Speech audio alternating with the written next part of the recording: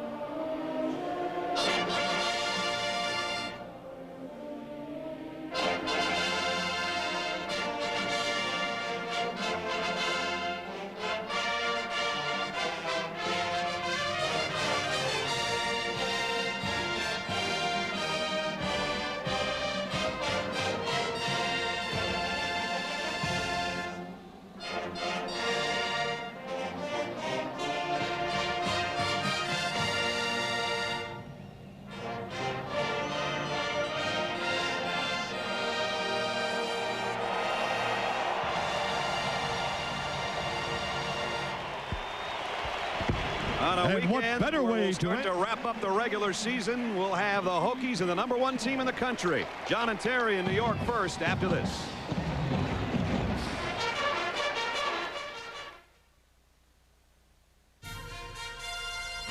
All right, Brad, thanks a lot. Welcome to the ABC Sports College Football Mobile Update. #1 Miami against Virginia Tech is coming up. We know if they win, they'll be headed to the Rose Bowl, but take a look at the 5 teams behind them. All of them still in the hunt to meet them there. And keep this in mind, Terry. Nebraska, a loser last week. If Florida and Texas stumble in front of them, they could be in the national championship game without being in their conference championship game. Yeah, John, although people may not want a team that doesn't win their conference to play for a national championship, you know what? The computers don't care. Yeah, it's going to play out over the next week. And a reminder, coming up next after that game between Miami and Virginia Tech is done. Some of you being the Pac-10 watch Oregon State and Oregon in the Civil War. Others will watch Notre Dame play out their season against Purdue. Then at 8 o'clock Eastern time, the Dr. Pepper Big 12 championship game. It is a rematch like we talked about over the last weeks, but it's not Oklahoma and Nebraska. No, it's the 2 hottest teams in the Big 12. But I assure you 2 things. One, Colorado will not score 62 points, and Texas will not win 41-7. All right, but up next, Miami and Virginia Tech. Ken Dorsey has 1 game between him and the Rose Bowl. It's coming up after this message and a word from our ABC stations. This college football update brought to you by Speed Pass at Exxon and Mobil.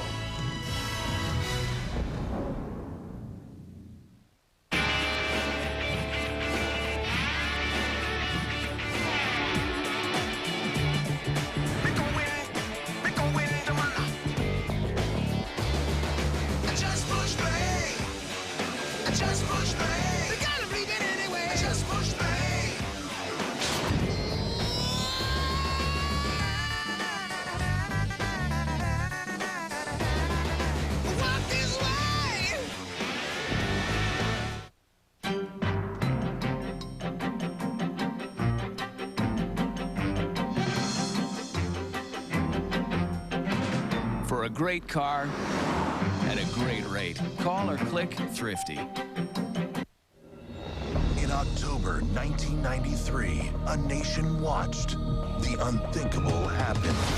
We're hit! X1 is going down. Now, witness the courage. Get him out of there. RPG! The world never saw. Where do you think you're going? For you guys. Now with that gas on your nut. Don't let that man crawl! Black Hawk Down, rated R. Opens December 28th in New York and Los Angeles, everywhere this January.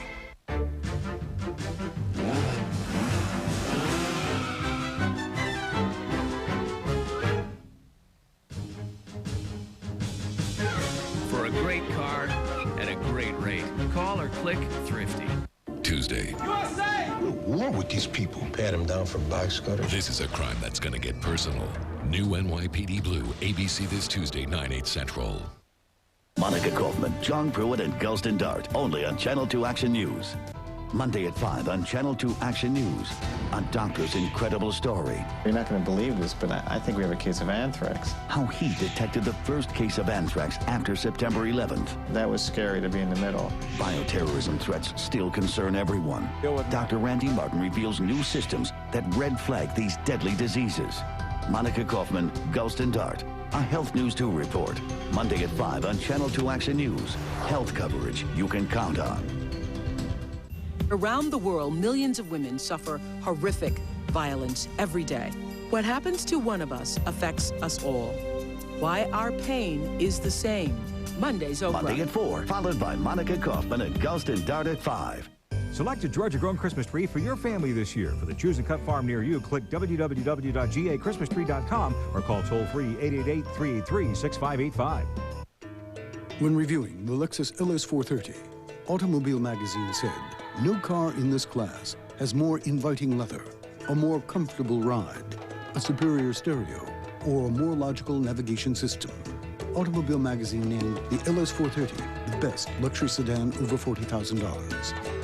To its owners, it's the best luxury sedan in the world. The LS 430. At your Atlanta area Lexus dealer. The Severe Weather Team, only on Channel 2 Action News.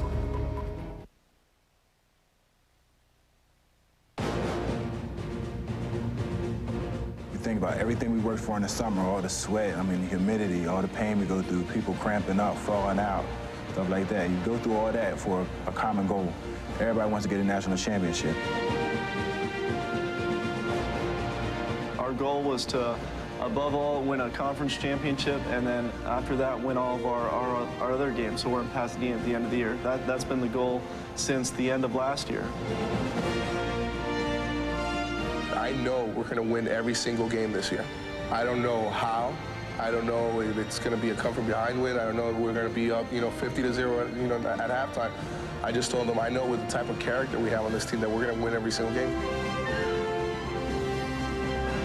We've had this little burning sensation in our stomach for at least a month now, and we know that every game that we win, the stakes get higher, and we're a step closer to our main goal.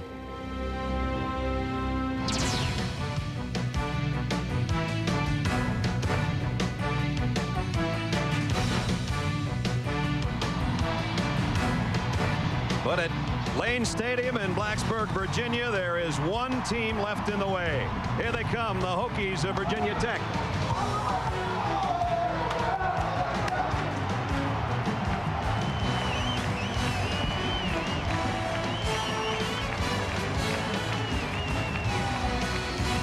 That's the major hurdle remaining for Miami. Hi again, everybody. I'm Brad Nessler with Bob Greasy.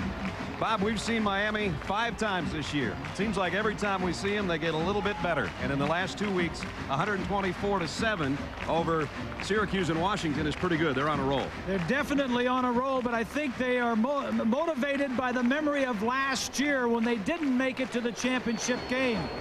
This team is under pressure, tremendous pressure to get back to that game. They bring it on themselves. This is a Virginia Tech team that has beaten Miami 5 of the last 6 times they've played, and the last 3 times they played here in Blacksburg. They know how to beat them, and they've got the defense and the special teams that gives everybody fits. They're ranked #1 in the nation defensively, Virginia Tech is. They're led by Ben Taylor, their All-American defensive linebacker. And this is a team that needs some turnovers to help their offense if they're going to beat Miami today. Special teams have always been special. They call it Beamer ball under this guy. Well, this is Beamer's special teams have been the best the last 5 or 6 years. They've blocked 88 kicks over the last years. 9 of them they returned for touchdowns. They need a score from their special teams today to win this ball game. A sold-out crowd on a beautiful day, and we'll see some great running backs in this football game, too. Keith Burnell and the rookie sensation Kevin Jones, the freshman. On the other side, Clinton Portis and Frank Gore should give us some thrills. The Canes and the Hokies coming up next. For his first attempt, a 360 tomahawk. Introducing new Tostitos Scoops. Amazing. And now the alley-oop reverse. With the bite-sized bowl-shaped design. Oh, my. And what everyone's been waiting for, the two-handed thunder. For the perfect dip every time. Oh, the judges have to be impressed. New Tostitos Scoops. the Dip Lover's Chip. Also great with new Queso Supreme Dip. Hey, yo, give it a little bit, yeah, of your love to me, baby. Yo, you see the man, with the lonely eyes, girl, take his hand, woo, you'll be surprised. Give a little bit, whoa, hey, give a little bit of my love to you. Hey, sweetie. I got your email. Uh-huh. Where you said you were okay? Uh-huh. So? Was that good okay or okay okay? No, Dad, I'm, okay. Not so okay. Uh-huh. But it's good to hear your voice. Pizza Hut announces us versus them. Them are the pizzas that skimp on toppings. Us is Pizza Hut, the people that load them on. Like on our new Ultimate Pepperoni Lovers Pizza. Bulging with not 1, but 2 layers of zesty pepperoni. And now with 6 kinds of cheese. Them never heard of that much cheese. For pepperoni pizza perfection like this, 2 layers of pepperoni and 6 kinds of cheese. It's not $12.99. It's just $8.99. $8.99. The new Ultimate Pepperoni Lovers Pizza. Only at us. Pizza Hut. Hurdles all season long, but 10 of them have been successfully cleared. Virginia Tech is still in the way for Miami. Their Rose Bowl dreams could go by the boards if they slip up at Lane Stadium today in Blacksburg. The #1 team in the country against the Hokies, who are 8-2. Virginia Tech won the toss. They deferred. So John Mahlerup will tee it up. And Andre Johnson and Kevin Beard will drop back deep.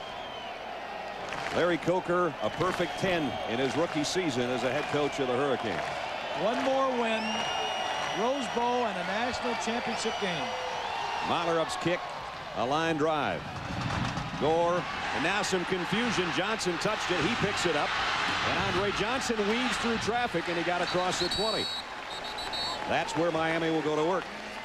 Ken Dorsey, obviously a Heisman Trophy candidate. There's his numbers. Coming off another excellent game last week, a 3-touchdown performance, 22 scoring tossers for the year. 20-year-old has done everything that Miami has asked him to do, but the thing they want to do right now is just ease into this game. Get the nerves settled down. Don't make any critical mistakes. They'll work from the 22-yard line. Portis, the tailback, will get the call.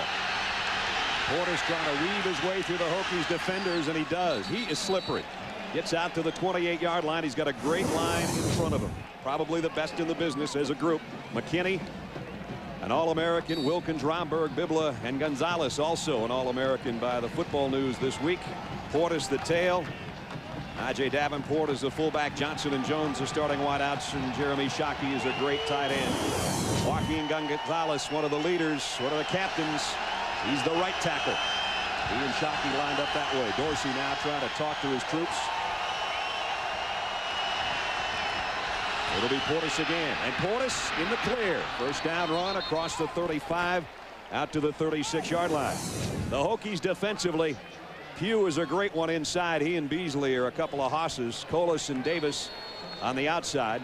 The linebacking core, Taylor, their leading tackler. Bob talked about him. Welch, the linebacker. Daniels is more of a rover. He's only about 190 pounds. Whitaker, Pyle, McAdam, and Austin in the secondary. It's a first down, Miami, on its own 36-yard line. And Dorsey's first throw of the day. Across the middle and butt hands by Shockey, the tight end, all the way out near midfield. And did you see him with those meat hooks? Just suck that thing in there. Big throw and catch. First completion of the day for Dorsey. Miami's made a couple of first downs. Dorsey gets off the line of scrimmage without a hand on his back.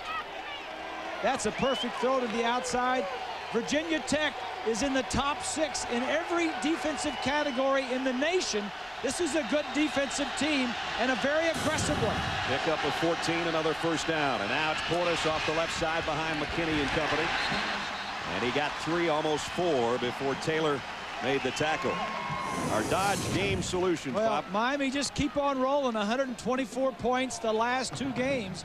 And defensively forced the quarterback, Grant Knoll, to beat him through the air. Special teams are special for Virginia Tech, and pressure Dorsey. They got to get in, they got to make him move his feet, and they got to knock the ball loose from him and get some turnovers. Frank Beamer is 15th year here in Blacksburg, and he's done a great job with this program.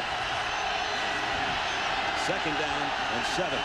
The Canes in Virginia Tech territory. Dorsey, the quick toss outside, and another nice catch. This one a one-hander by Darryl Jones, short of the 1st down, but that's 2 great catches, one by the tight end, now by his wideout.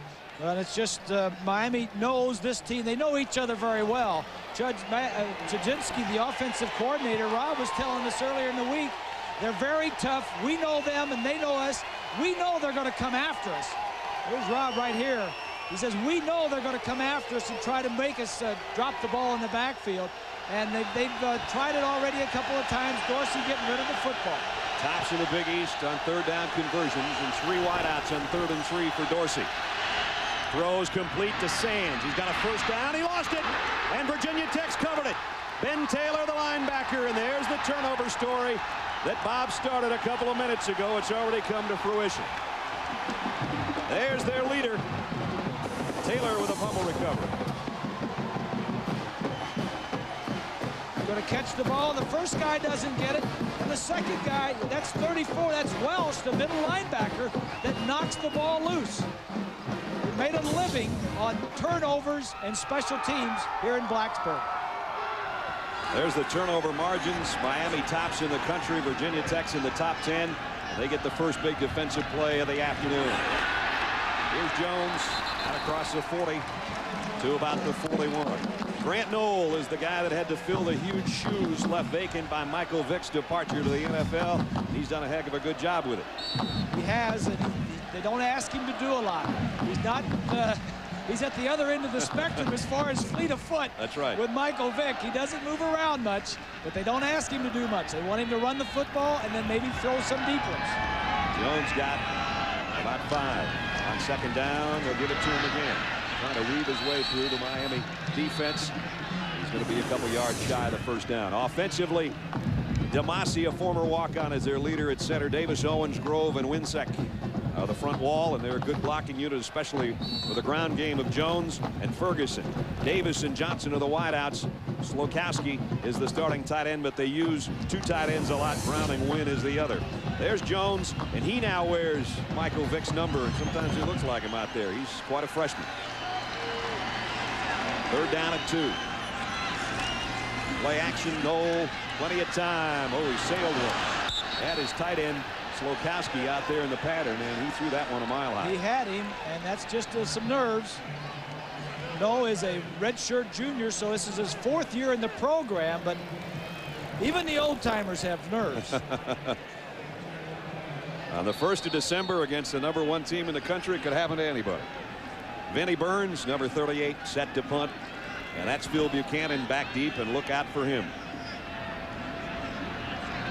Frank Beamer said we're going to kick it to him because we think that we can make the tackle on it. So we're going to kick it high to him. Well, this one ain't high, though. It's not high. It's just the opposite. Buchanan on a bounce, and he got 1 block. He got a crushing block on the corner, but he only got about 4 on the return.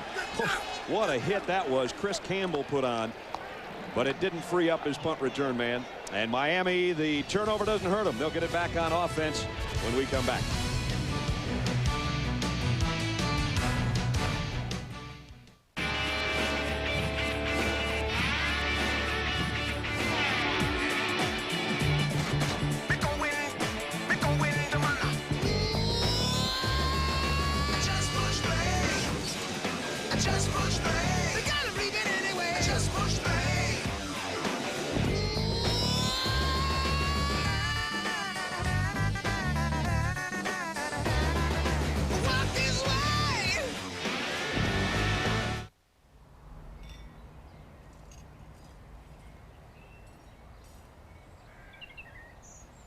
You can slow down investing. You can stop investing entirely. But you can't stop daughters from falling in love. Bye, Daddy. which is why your Morgan Stanley financial advisor will never let you lose sight of what you're investing for.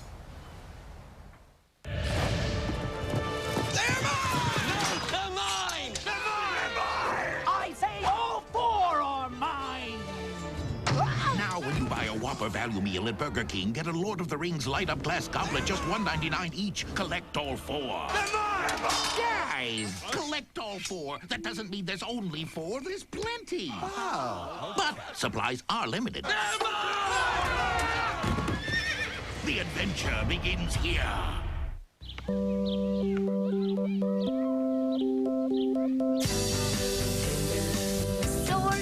For men, every morning it's the same routine. The desperate search for a way to relieve the pain after shaving. Goodbye, babe. There's a better way to soothe your skin. New Nivea for Men Aftershave Balm is an advanced blend of moisturizers and vitamins that soothe and actually improve your skin. Nivea Aftershave Balm. More evolved skincare. Gale Sayers. That's right. Brian Piccolo. He's fast. Real fast. Brian's Song, Sunday, 7/6 Central on ABC. Back in Blacksburg, let's check in. Third man on our team, Lynn Swann. Swanee. Thank you, Brad. The theme of this game is respect. Miami never thought they got enough of it at the early part of the season, and then after almost losing to Boston College, but they got it when they had convincing wins against Syracuse and Washington, the #1 in everybody's book. Frank Beamer is using respect for the theme of his ball game. He says everyone's talking about Miami, what they have to do for a national championship. No one's talking about Virginia Tech and what they can do to win this ball game. He says we need to get respect, but the only place you get it is on the football field, and that's what they're going for today, Brad. No doubt about it. They already came up with a turnover to stop a Miami march, but it was 3 and out, and the Canes get it right back. Miami first down from the 25. And here they come. They load up. A blitz on a run, and Portis ran right into it. Brian Welch, who caused that fumble earlier, makes the tackle on Portis, and Taylor, who recovered that fumble, talked with us about, you know what, Miami's not in the Rose Bowl yet. Yeah, I saw driving up here, you know, the game day, everything. Yeah, it's kind of like they have everything set up here. You know, I'm sure they're packing their roses and everything like that. You know, I'm looking forward to them not being able to break the cases out. He's a throwback. He is. Second down at 7. Dorsey got hit as he threw, but he delivers a strike to Jones. And Jones stretches out. I think he got the first down. We'll check on it after we check in with John Saunders in New York. John? Brad, thanks a lot. The Burger King update. Penn State, after that 0-4 start, looking like they're going to a bowl. Zach Mills, 4 yards to Mike Blosser.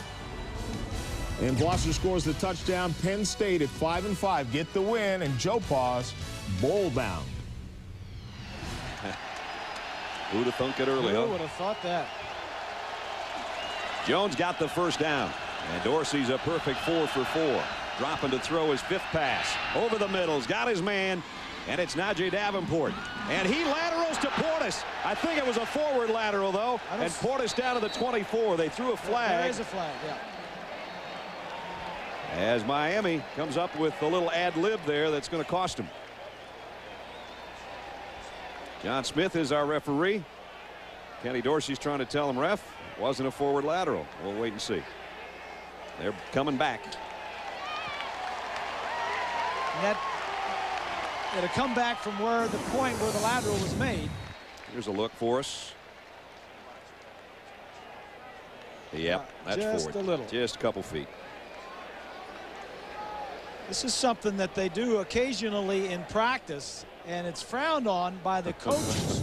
Kids love it. Yeah, because most of the time it ends up in a fumble. Illegal forward pass. Offense. The penalty is from the spot of the illegal pass. 5 yards. It's not a. Will be a first down. Not a serious penalty because it's only 5 yards from the spot, and the chance is worth it if you could have got a touchdown or a long gain from it.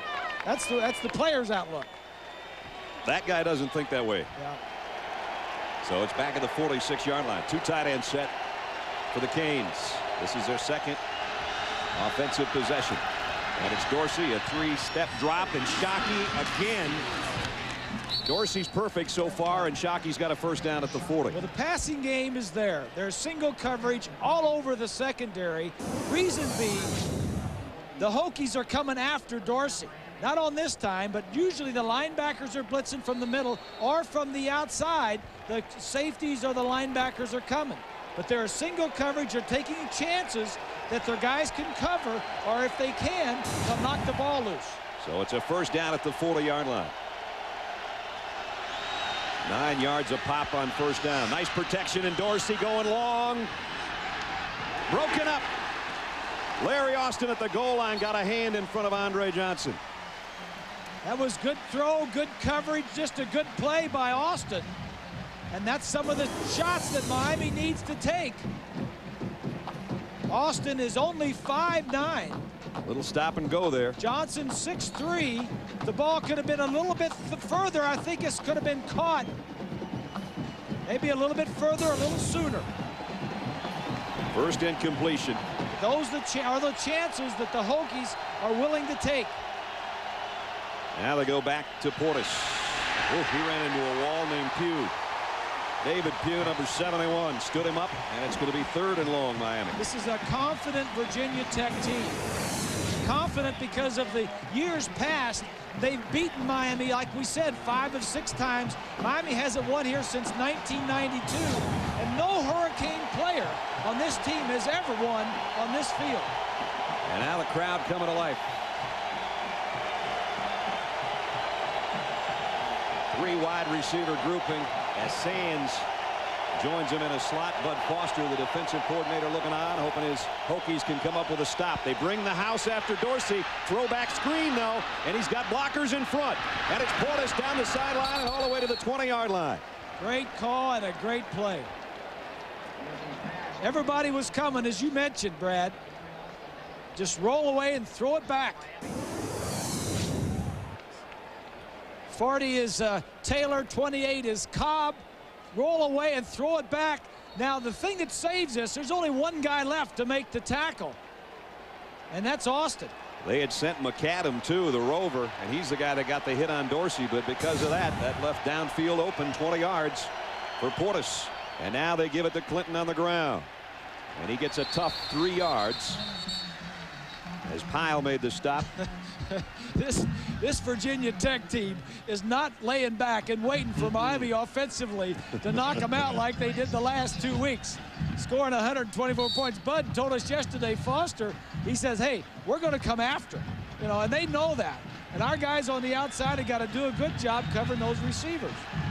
Lunch pail kind of guys. That's the guy that carried the lunch pail this week, which is the highest defensive honor you can have on this football team. 2nd down and 8. Dorsey, quick slant, complete.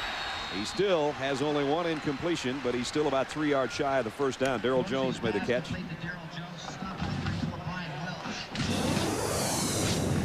There's 2 guys out there lined up for Miami. They both come to the inside. Wells gets back out. He's a linebacker. They're covering him from the inside out. If one of those guys would have just ran a fade, there'd been no defensive back covering the receiver. 62 yards so far, and in the red zone. Miami's been in there 54 times this year, and they have 37 touchdowns and 10 field goals to show for it. And we got a timeout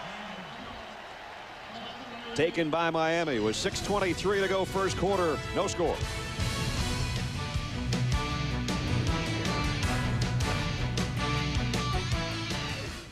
Ho, ho, ho! Oh, I hope you didn't put all those on the credit card. Yeah, why? Do you know what those interest charges are going to do to us? Don't worry. I used our new Capital One no-hassle card. Fed up with exploding credit card rates? To the neighbors! With Capital One's new no-hassle Platinum card, you get 1 low fixed rate and none of the hassle. Gotta tell Steve and Laura about Capital One. What's in your wallet?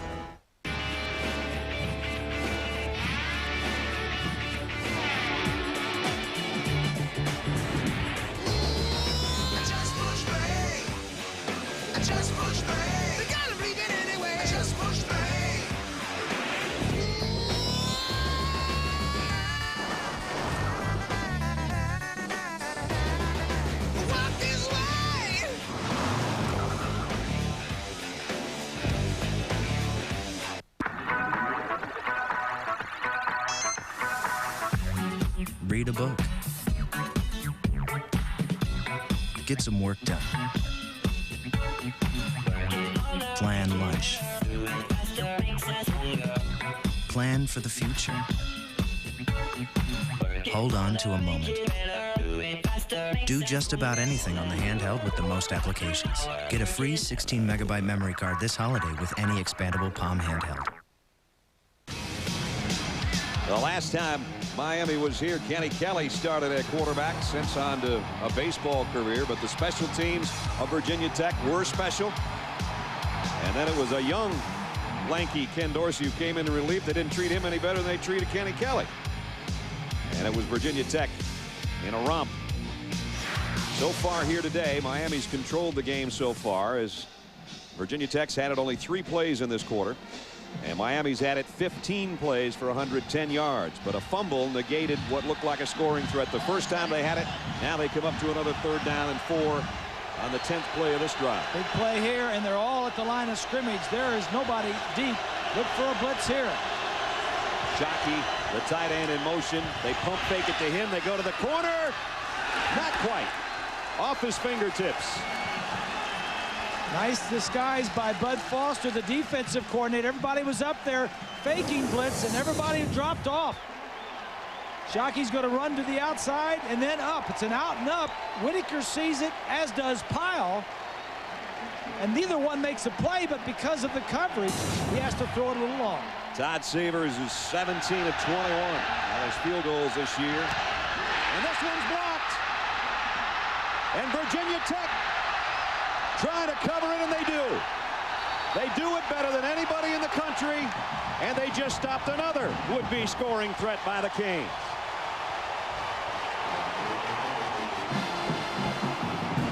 Well, we mentioned in the opening 88 blocks in 15 years of Frank Beamer here at Virginia Tech. And that's the way they play it. Right in the middle of the pile. That was just a low kick. Yeah, sometimes the reputation of a defense or a special teams can affect the kicker. He just kicked that ball low. So Virginia Tech's offense takes over again. Pretty close to the same spot they had it last time. 88 in 15 years. You're going to add another. Noel, deep middle's open. He's got his man. Ferguson, the fullback, all the way down to the 33-yard line. How about that? Ferguson, one of their top receivers when he comes out of the backfield. Here he is, the fullback. He's going to go straight down the middle of the field. After the play-action fake, the safeties are helping on the outside. And this is simple. Look at this. He's got the linebacker beat Johnson.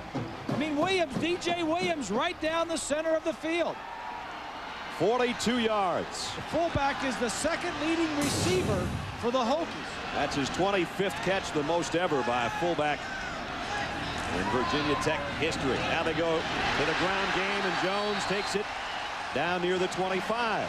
And Virginia Tech's got something going. Randy Shannon, the defensive coordinator, says we just want to get through the first quarter without any big turnovers, without any big bad things happening to us. Well, you've had a fumble all by your offense, and you've had a field goal blocked, and now you've had a big play against you on the by the Hokie offense. So it remains to be seen whether they get out of the first quarter. Second down, 4. Here's a little option. Jones dropped the ball. Goes and retrieves it, gets a block from his quarterback, and he's off to the races. Jones inside the 20 and got leveled at the 15-yard line. He can provide some excitement. Jones was in high school last year at this time. He was one of the top recruits in the nation, and he chose Virginia Tech. Makes a mistake and then shows you the raw ability that he has. And then he meets Mr. Reed. How about Grant Knowles' block on William Joseph? I like that. Yeah, I like that. First down, 10-yard pickup on the broken play at the 15-yard line. Both wideouts to the top of your screen. Wants to come back the other way out of the backfield again, and he overshot his fullback. Pretty good coverage that time by Miami. They stayed with him. Well, this is a formation they liked 2 weeks ago against Virginia. They put both wide receivers to the right and play action and threw the fullback back to the short side of the field. Caught a touchdown pass on that one, did Ferguson. There's what Virginia Tech's offense has done inside the 20 this year. They are at the 15-yard line, second down and 10. 4:23 to go first quarter. No score. Two big plays by the Hokies, one by their defense, one by their special teams. Miami comes with a blitz and jumps in, and Knoll takes a knee, and that'll make it second down and about 5. Joseph and Walters are the guys that got the biggest head start, I think, on the interior for Miami. Dead ball, offsides, defense, contact foul, 5-yard penalty. Miami's all fired up. You know, their defense hasn't done much. They want to do something. They want to be aggressive. And cadence is a great way to pull them off sides. Miami's had 3 shutouts this season. Virginia Tech's had 4 shutouts this season. Two of the best defenses in college football.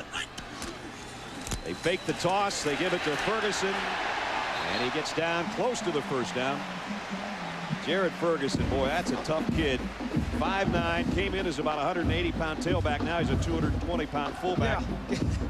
Gained 40 pounds. He was a walk-on when he first got here. And for that, they gave him the Excalibur Award, which is a trophy they started to present about the year 2000. And it's for the guy who gets in the weight room and is the best at strength and conditioning. And I'd say, while he's still 5'9", he's a lot stronger. That sword that you get for that award is taller than he is. Third down and short. Jones trying to take it outside, probably shouldn't have. Jamal Green, defensive end, stayed with him and drops him for a loss. And that'll bring out the field goal unit for the Hokies.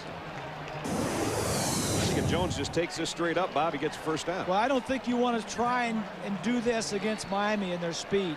Because when you start inside, there's no time to go back outside because of the quickness of those linebackers. Carter Warley will try a 27-yard field goal.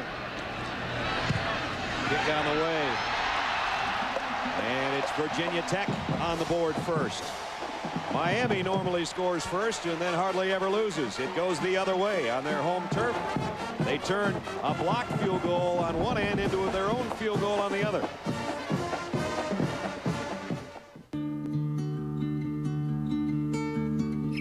Every time you use your Discover card, Discover will make a donation to America's relief efforts until we reach our goal of $5 million.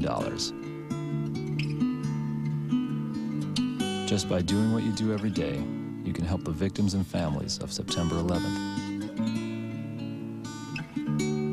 To find out more, call 1-800-DISCOVER or go to discovercard.com. So the bun cake was bad. The bun cake was abysmal, but you're missing the point of the story. The entire staff has food poisoning, leaving packages to be shipped, deadlines to be met, and one sales manager to do it all. Just one? One. You didn't have the bun cake. He had the Danish. Stay with me. He jumps on FedEx.com. He's shipping, he's tracking, getting confirmations on his cell phone, his pagers, PDA. He's got a PDA? Everybody's got a PDA. Nevertheless, packages arrive, he triumphs over adversity. I don't have PDA. Check, please. Hey, Hallie Eisenberg, drinking a Pepsi. Actually, this isn't a Pepsi. It's new Pepsi Twist with lemon. And I'm not Hallie Eisenberg. I'm Halle Berry. Drinking Pepsi Twist. Well, it's not exactly Pepsi Twist. It's Diet Pepsi Twist. And I'm not exactly Halle Berry. You know. I'm Barry Bostwick. Who is Barry Bostwick? Like twists? Try new Pepsi Twist in regular and diet. A lemon twist on that great Pepsi taste. Brett Favre and company aim to bag some Jags, but these cats might have a trap for the pack. Packers, Jaguars, are you ready? Monday Night Football at 9/6 Pacific.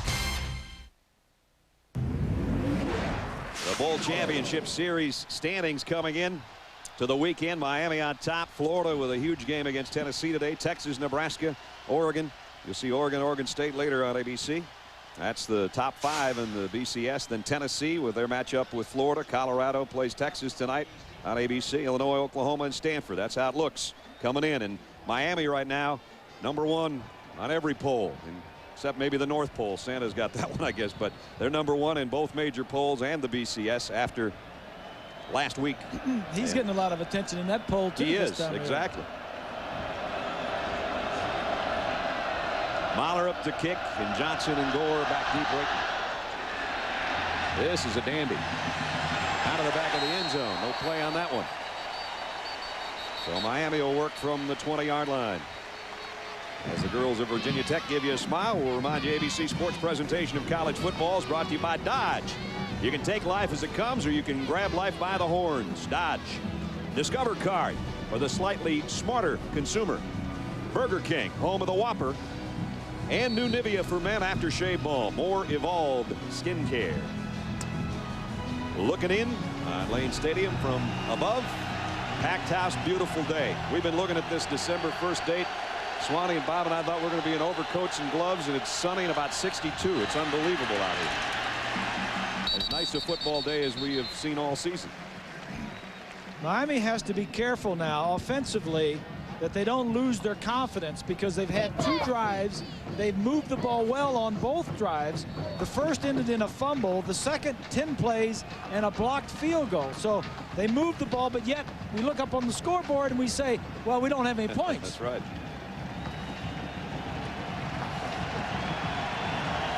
Pick up a 3, 2nd down and 7 at the 23. Let's see if Dorsey puts it up. He wants to. He got some pressure and he overthrew Johnson. Very seldom does he get touched. That was not a sack, but he got hit and it affected his throw.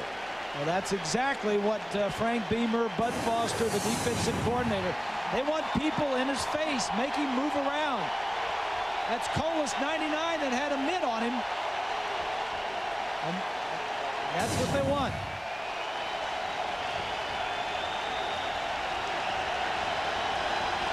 Third down. 3 wideouts for the Canes.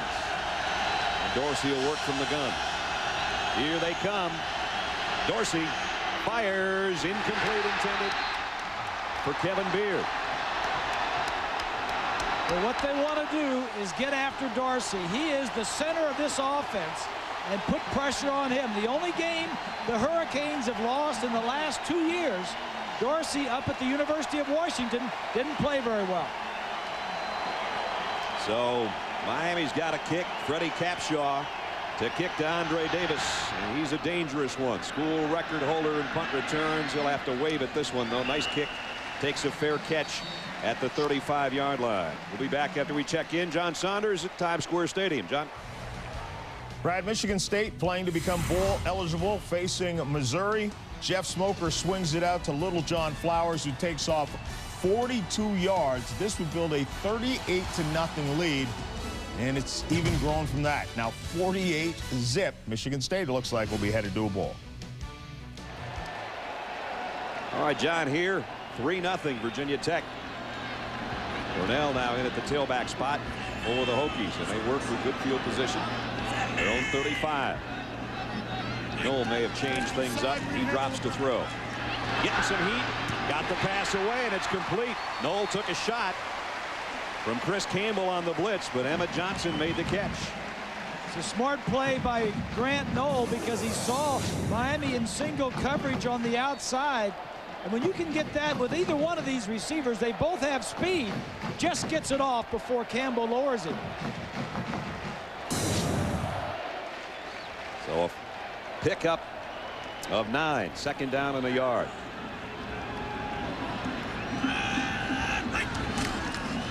Cornell, and he's got the first, and he's got more.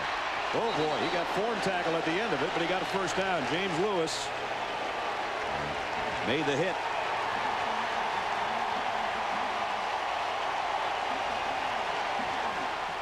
There could be plays like this that could wake up Miami defensively if that's what they need. Lewis is in the secondary, number 23. Vilma gets blocked right there in the hole, and it's Lewis who comes up, and it's tackles like that that could wake up this Miami defense. Virginia Tech and Miami's end of the field again, though, at the 48-yard line. Davis in motion now, sets up in a slot. Here comes a blitz. They fake the end around, and that's going to take too long to develop when you got a guy like William Joseph. No, for sure. You can't do that against these linemen. Don't see all that other stuff. All they see is upfield. They are coming upfield. Joseph and Wilfork and the ends, Williams. I mean, they just coming upfield. They don't say, somebody else taking care of that other stuff. I'm getting upfield. Last 6 games, 21 sacks to go with the takeaways, and Joseph is the leading sacker. That's his 10th of the year and his 19th tackle for loss. He leads Miami's defense in both categories. 2nd down and 20 now. Draw play. Burnell trying to weave his way around and got to the 45-yard line. That's about it. And that's a good call against a defense like Miami's and a defensive line that likes to get upfield. Because the 2 ends almost take themselves out of the play, and you show pass and then run a little draw. That's a good play. First quarter has always been good to Virginia Tech, and this one has been as well. 3-0. The Hokies lead at the end of 1. A long ways to go, and the #1 team in the country behind for one of the rare times this season.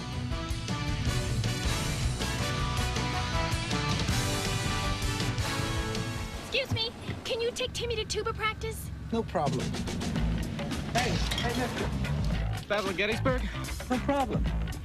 Can you take me to the truck, please? No problem. Tu peux nous amener à l'école? Dodge Caravan. It offers an exclusive power rear hatch. Hey, my pony. And 972 seating configurations.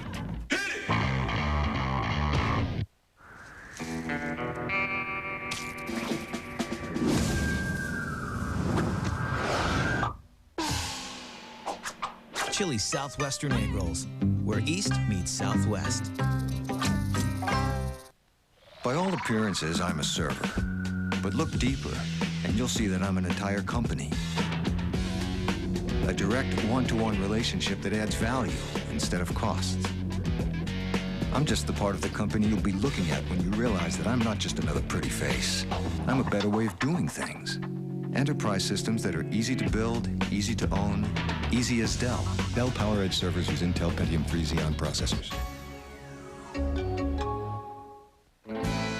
It's new, a flame-grilled top sirloin, marinated Cajun shrimp, and a great price, $8.99. Chili Surf and Sirloin. We're having some fun now.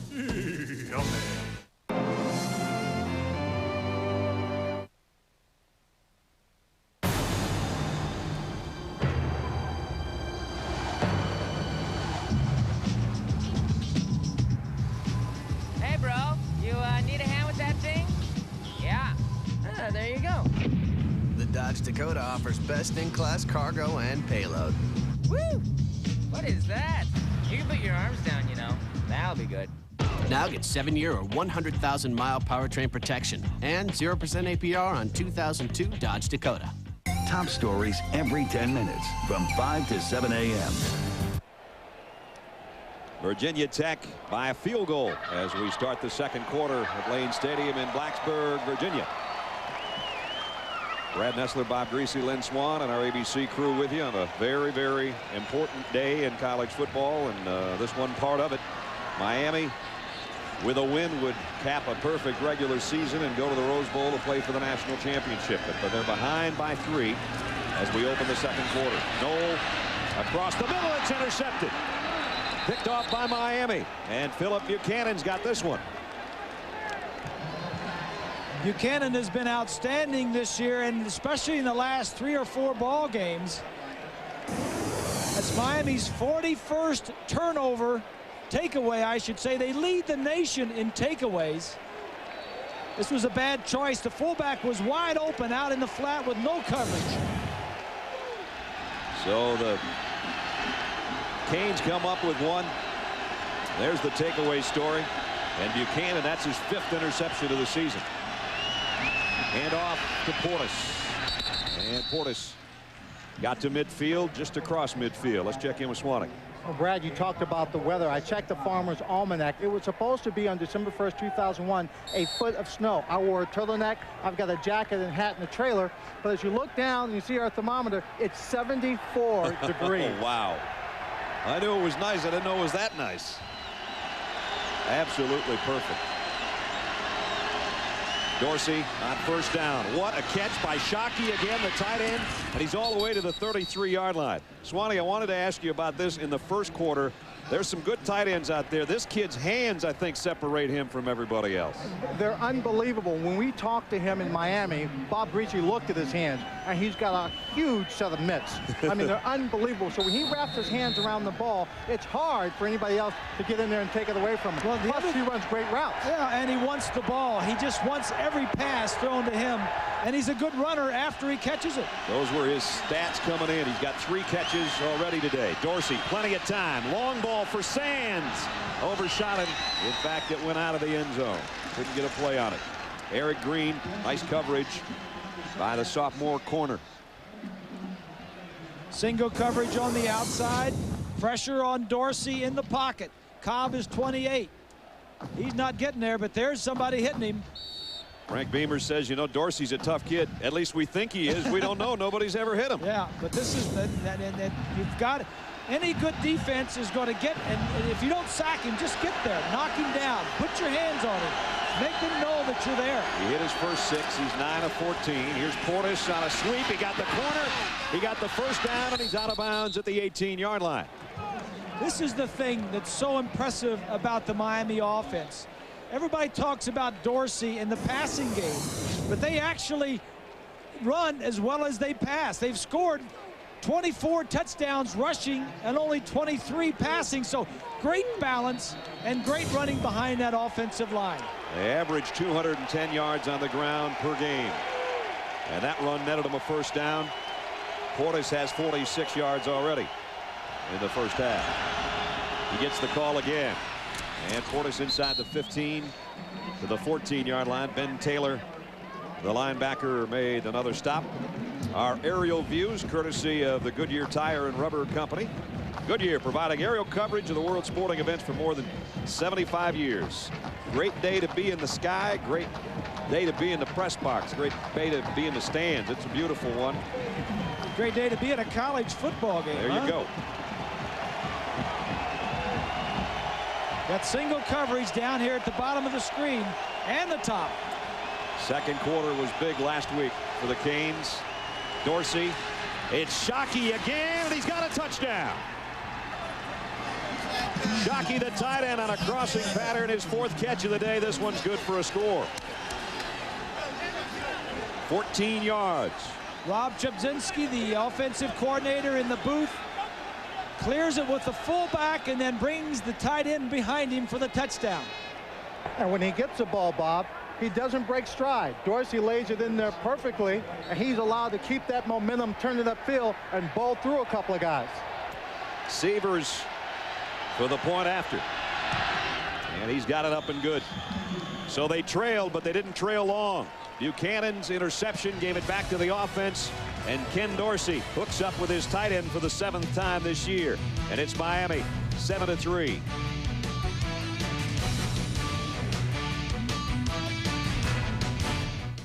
What would you do if someone passed you the keys to a Pontiac Grand Prix for a week? We're on our way to Lime Rock, premier Grand Prix racetrack around here. Where else would you take a Grand Prix except on a Grand Prix track? Let me see how you handle, baby. Did I tell you? It's so much fun. Get out of my way! Talk about an adventure. None of us have ever been to AC. Tuxes, dinner. What do you mean it's nice? I don't look like a waiter. Can you hit him? So what would you do with the Pontiac Grand Prix? Elvis! Tell us at Pontiac.com. Do you think you're making a difference? We do. Since you started being a designated driver, or calling a cab for a friend, or serving responsibly, drunk driving fatalities are down 37%. To all who are making a difference, thank you. It's a better place to live. It's a better place to live. Thanks to you.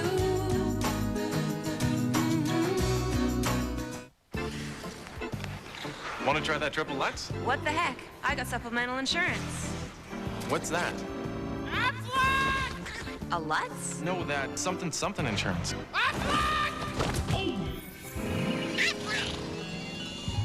Even the best insurance doesn't give you cash for things like lost pay and other expenses. This does. What does?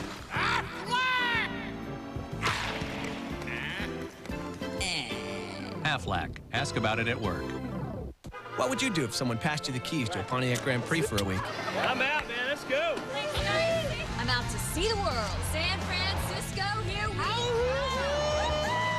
Are we having fun yet? Doesn't take much to have fun, does it? It's like riding on a surfboard. You're gonna have to call me Dixie if I wear this. All right, Dixie. I can smell the salt water from here. Give us a swell, baby. So what would you do with the Pontiac Grand Prix? Tell us, Pontiac.com. There's some good surf out there. They were both underdogs. Now Texas battles Colorado for a BCS bid. The Dr. Pepper Big 12 Championship tonight at 8, 5 Pacific on ABC. Miami now leading 7-3 as they went 55 yards after the interception in 6 plays. Took them less than 2 minutes to get it in the end zone. Andre Davis, one of the deep men for Virginia Tech, and Severs has got it teed up. So the Canes don't trail very often, and they didn't trail very long in this one. And a little bit of a breeze, and we'll start it all over again. Our Pontiac drive summary. There it is, 55 yards, 148. Very impressive.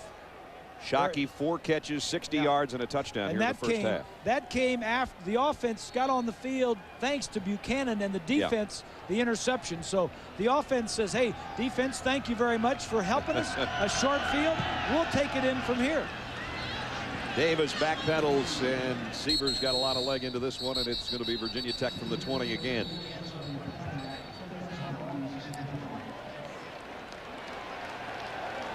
Go back and take a look at that touchdown by Shockey. Here's Shockey right here. Now watch the fullback right here. He's going to run through first, and Shockey's going to come out and then going to come back in underneath where the fullback is running. See, the fullback clears it out. Shockey comes back underneath and says, I'm getting in the end zone. You ain't tackling me before I get 6. There he is. 7 touchdowns by the offensive coordinator, Rob Chudzinski. As we pass that, he's got 10 now for his career. Noel in trouble. And that's an incomplete forward pass. He got leveled by Jerome McDougal. Miami wisely picks it up and runs with it because they didn't know, but the whistle blew. Well, McDougal is probably number 95 right here, is probably the quickest defensive lineman that Miami has. And he says, my responsibility is that quarterback and not letting you get outside the pocket. That was close to being a fumble. Very close. He has 38 quarterback hurries on the year, so you know he's getting back there and saying hello to those guys. 2nd down and 10 for the Hokies. And only about 2 for Kevin Jones. McDougal and Williams, the 2 defensive ends, slice in there and help make the tackle. And it's going to bring up a 3rd down and long.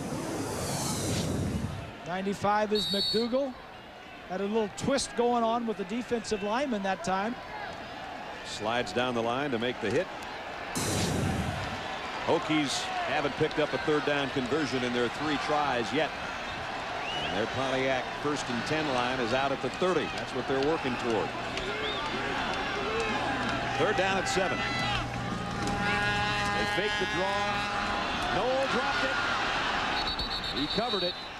And it's McDougal again. It was the Jerome McDougal drive. That's not the Pontiac drive. Exactly. It's like a jailbreak back there. If you're the quarterback on 3rd down, you say, boy, I know they're going to come after me.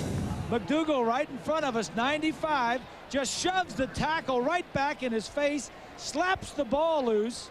What an outstanding series there. Wow. That was something. Vinnie Burns to punt. Buchanan waits on it near midfield. They got some pressure on Burns. He got a nice high spiral, though. Buchanan has a play, but he slips. At the 45, goes right down where he caught it. Good kick with a little bit of heat coming. Nice high punt of 37 yards. Here's Buchanan. He's run 2 punt returns back for touchdowns this year, and is 2nd in the nation in punt return average. Our Aflac trivia question. When was the last time a #1 ranked football team played at Virginia Tech? You think that one over, and we'll give you the answer a little bit later on. Miami now short field again, only 55 yards away from the end zone. 1st and 10 at the 45. Gore is the tailback now. Dorsey, and he has a little miscommunication with Andre Johnson. Incomplete. Swanee could tell you as easily as myself, but they have rules. That may have been an out route or a slant, and the rule is if the cornerback comes up in bump and run, that turns into a fade automatically. Well, the receiver read it one way and the quarterback read another. And I think he should have taken it up because the quarterback could have either laid it over the corner's head or thrown it in there. And while the receiver came back to the huddle, Dorsey was going, I wanted you to go it up, pointing down the sideline. He had single coverage out there from Roniel Whitaker. So it's 2nd and 10. The blitz coming. Portis trying to run by it, and he gets down to the 49-yard line. Picked up about 6. Chad Beasley finally holding on to his leg, brings Portis down. And we got a down Miami Hurricane. I think it's Bryant McKinnie. And when he falls down, the ground hurts.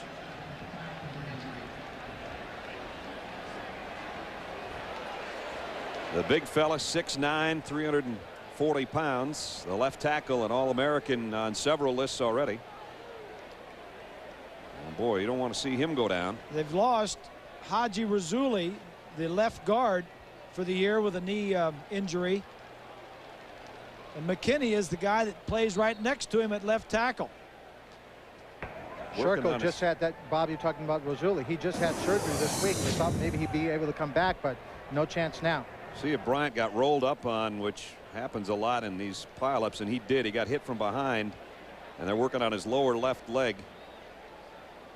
The play's already happened down in the right corner of the screen. This is a different angle. 78. And right there. Ouch. Oh boy. Got whipped by Colas, who was trying to fly in to make a play. So they work on Bryant McKinney. We'll take a timeout, try to check on him when we come back. 11:19 to go, first half. What would you do if someone passed you the keys to a Pontiac Grand Am for a week? We're going to drive as fast as we can to San Francisco. We're doing big things at the Pontiac Grand Am. Big things, baby. 3-car park next 3 exits. How do we get to 3-car? Vegas! This is like living a dream, baby. Yeah! Welcome to Vegas, baby. We on the strip, baby. On the strip. Oh, yes. Girls gone wild at the Bellagio. Yes. So what would you do with the Pontiac Grand Am? How you doing? Tell us at Pontiac.com. Huh? Psst, down here. There's a new chunky soup. Mom? Huh? Don't fumble that bowl, baby. Whoa. Chunky Chicken and Dumplings is loaded with big chunks of chicken, veggies, and hearty home-style dumplings to fill you up right. Hey, your head's on my shoulders. Your head's on my shoulder, man. Dumplings. New Campbell's Chunky Homestyle Classics. Like Mom used to make. What would you do if someone passed you the keys to a Pontiac Grand Am for a week? Now I'm getting psyched. I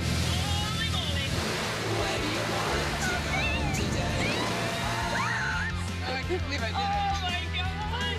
Good boy. How do you feel? So excited. Gonna grab me. It's state number 3, right? I'm telling everybody for the rest of my life about this. So what would you do with the Pontiac Grand Am? Tell us at Pontiac.com.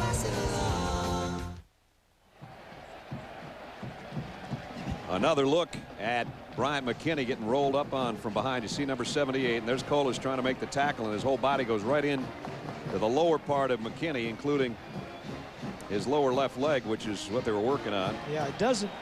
He walked off the field. It looks like he got hit high. More than anything, I think he was shocked. There's a look at Vernon Carey, who replaced him and went in at right tackle, and Gonzalez moved to left. Pump fake by Dorsey. Long ball. And overshot Andre Johnson. Eric Green with coverage. Dorsey again has to pick himself up after the throw.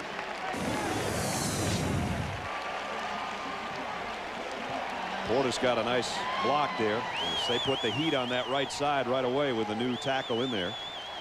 Good thing about having 2 All-American tackles, you can flop one to one side and bring somebody else in on the right tackle. Capshaw's got a punt. Took a wide snap and barely got it away and got a nice kick. Hurricanes not going to get there. That was a bad snap. That baby was a mile wide to the left, but he made a nice grab on it and got the kick away. We asked you the Aflac trivia question a couple minutes ago. When was the last time a #1 ranked football team played at Virginia Tech? Well, if you know us, you know it has to have something to do with Miami, and it does. 92. Miami was the only other #1 to come into Blacksburg, and they won 43-23 that day. Right now they lead 7-3 with 10:53 left in the first half. Usually those trivia questions has something to do with one of the two teams. Yep. Yeah, we got a pattern going. If you watch our telecast, you know our pattern. Here's a give. Jones cuts outside. Tries to anyway. And that speed again of DJ Williams. And that linebacking core is too much for him. Short gain. Kevin's had a heck of a season, but he hasn't seen speed like this on the defensive side of the ball from anybody else this year. Miami comes in leading the nation in scoring defense. Virginia Tech defensively comes in leading in total defense. So, and they're all inside the top 5 or 6 or 7 in defense. So you may not see a lot of points scored here today. Yep. Miami giving up less than 8 points a game. Only team in the country in single digits. Here's a little bit of option, but again, takes a long time to develop, and Jones gets run down by Vilma this time. Picked up about 4.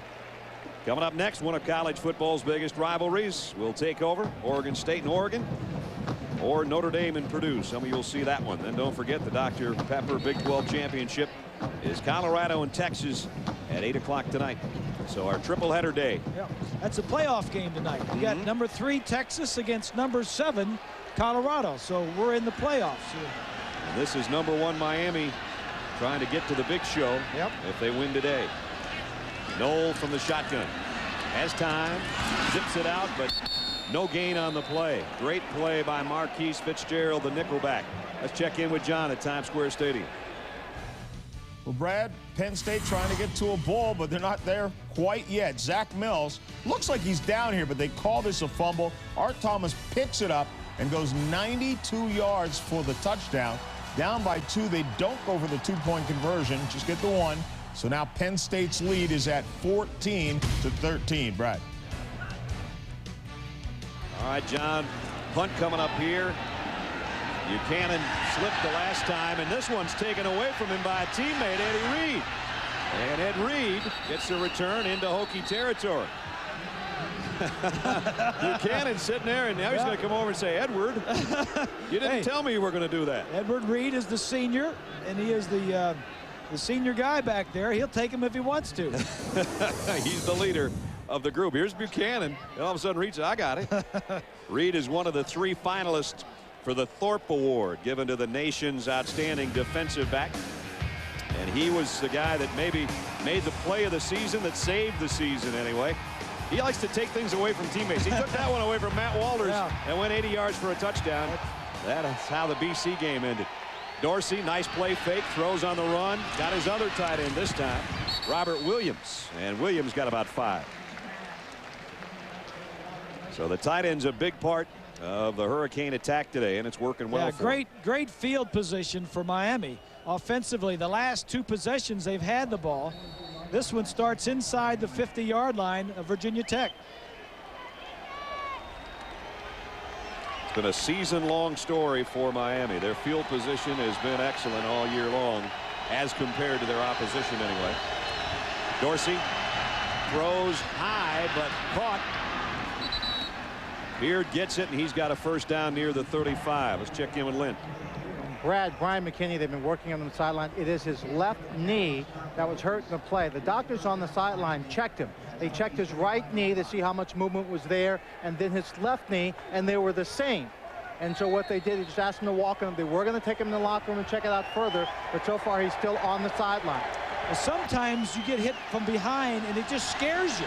And you're down for a little bit, and then you realize it's nothing real serious. I'm not saying that this is that case, but sometimes that's the case. That's what you would hope for Miami. And again, if you're just joining us, Brian McKinney, one of the finalists for the Outland Trophy, too, as rolled up on there. It was not intentional. It was one of the defenders, Colas, trying to make a tackle on Portis, and just flew right into his lower legs. And when you're working on those legs, it's like working on a cell phone tower. I mean, he's a big guy. I can imagine a cell phone tower. I don't know. Second down and 3. Dorsey going to go deep for Sands, who didn't look up. And incomplete. Darnell Wilds was covering. Well, one of the things that Dorsey does a good job of is just getting rid of the ball. You see a lot of quarterbacks take a sack, hold the ball too long in the pocket. He dropped back, held the ball long enough, and he says, I got to do something with it. I know I got a guy going deep. I'll just throw it away deep. And now third down and 3. The crowd comes to life for the Hokie defense. If I'm not a part of that Hokie defense, I'm wondering where number 88 is. Miami's going to take a timeout. Dorsey upset that he didn't get the play quick enough, and he'll take a timeout with 7:08. Well, the reason is it's third and short yardage. Is it short yardage, or is it 3rd and 2 or 3? 3rd and 3. What kind of play we going to run? You know, is it really long? Is it short? That's the reason.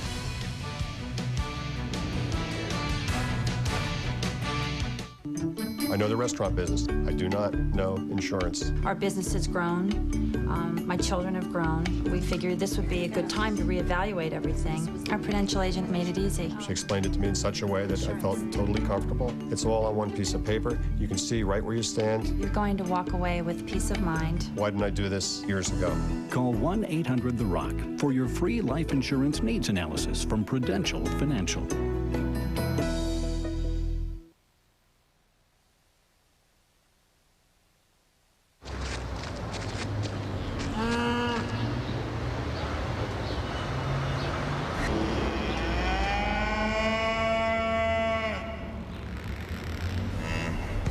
Cows are going to extremes to get you to eat more chicken.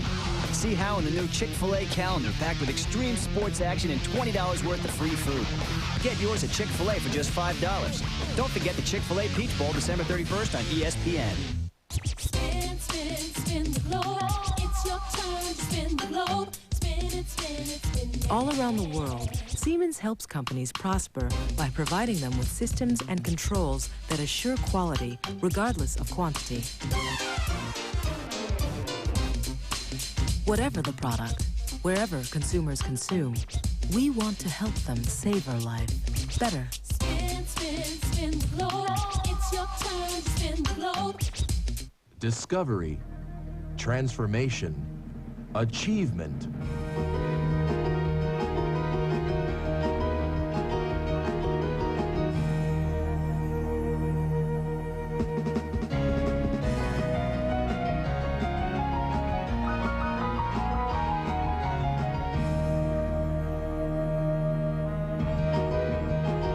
The University of Miami. Go and change the world. A television event that's been building since it first premiered. A turning point has arrived. A new Alias, ABC Sunday, 9/8 Central. Brian McKinney's mom, Michelle, in the crowd here at Virginia Tech, and kind of made her way down, I think, to see how her baby boy was doing. They put a sleeve on his left knee, on Bryant's left knee, and hopefully he's going to be able to come back. One of the things she did, she has a cell phone. I saw her. I think she's sitting in the stands. She can't hear our broadcast, but I think she called home probably to hear if they had any information about her son's injury. I love that communication technology. Najee Davenport with a first down run, straight up the middle. And that's what the timeout was for. Are we going to treat this as a short yardage situation, or are we going to treat it as a 3rd and 5, a 3rd and medium? They needed to get the first down, and they picked it up. Now they can go back to their regular offense at the 21-yard line. And Najee doesn't get a lot of carries. He's good as a receiver out of the backfield. But he goes straight ahead and plows for the first down. It's only his 23rd carry of the year. First down at the 21. Gore is in a tailback now. Broke one tackle, but not the other two. Whew. Man, he got pasted by Whitaker.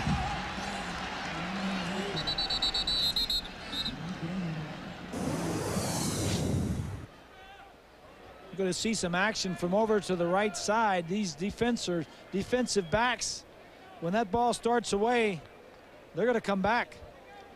And there are no white shirts back that way, Frank. Nope. Whitaker and Daniels were waiting for him. And Hokie down is Jim Davis, their defensive end. Brad and Bob, while we have a moment, I think this serves to prove a very important point, something we've watched about the Miami football team. In the fourth quarter of most games, their starters have been out and their backups have had a chance to play. Some people concerned they thought Miami might be running up the score in the last couple of ball games, but they got their backups in quality time to play good football.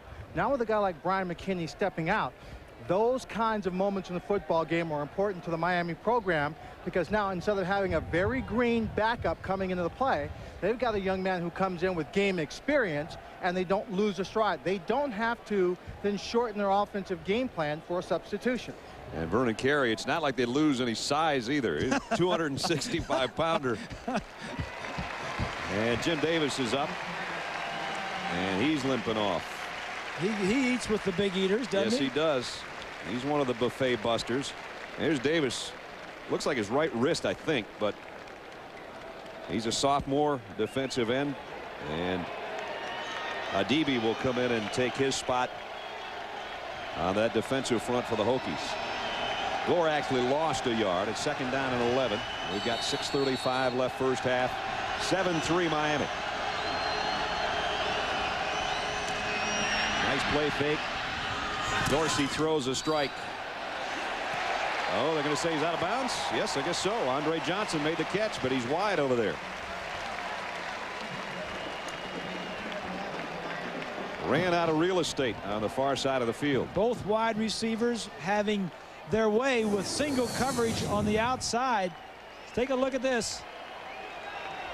Well, it's hard to tell from that look. He was rolling and had his left knee down, but I guess his feet were out of bounds and hit first. So now they go to the 3 wide receiver set on 3rd down and 11. Here comes the heat on Dorsey. The right play's called, though. Portis all alone, and Portis inside the 10. It's 1st and goal. Boy, there was nobody outside. I mean, Virginia Tech doing the blitz thing, single coverage on the wide receivers, and a little screen pass. He just going to slide out here to the right side. They're bringing the blitz. That's Welsh, just runs by him. 34, the linebacker. Now there's nobody out here. There's nobody out here to stop him. Bibla finally snuck out, helped him get a block right there, and that sprung him to the 1st and goal.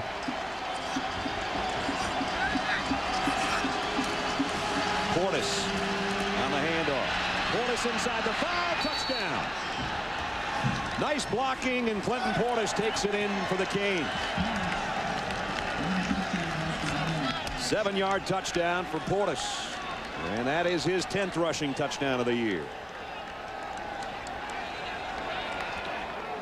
He really knows how to follow his blockers. He does. He does. And when there's no more blocking, when the blocking runs out, he is tough to catch. He's quick and he's fast. Extra point is good. So the Hurricanes spotted the Hokies field goal, but they've scored 2 touchdowns now, including this one.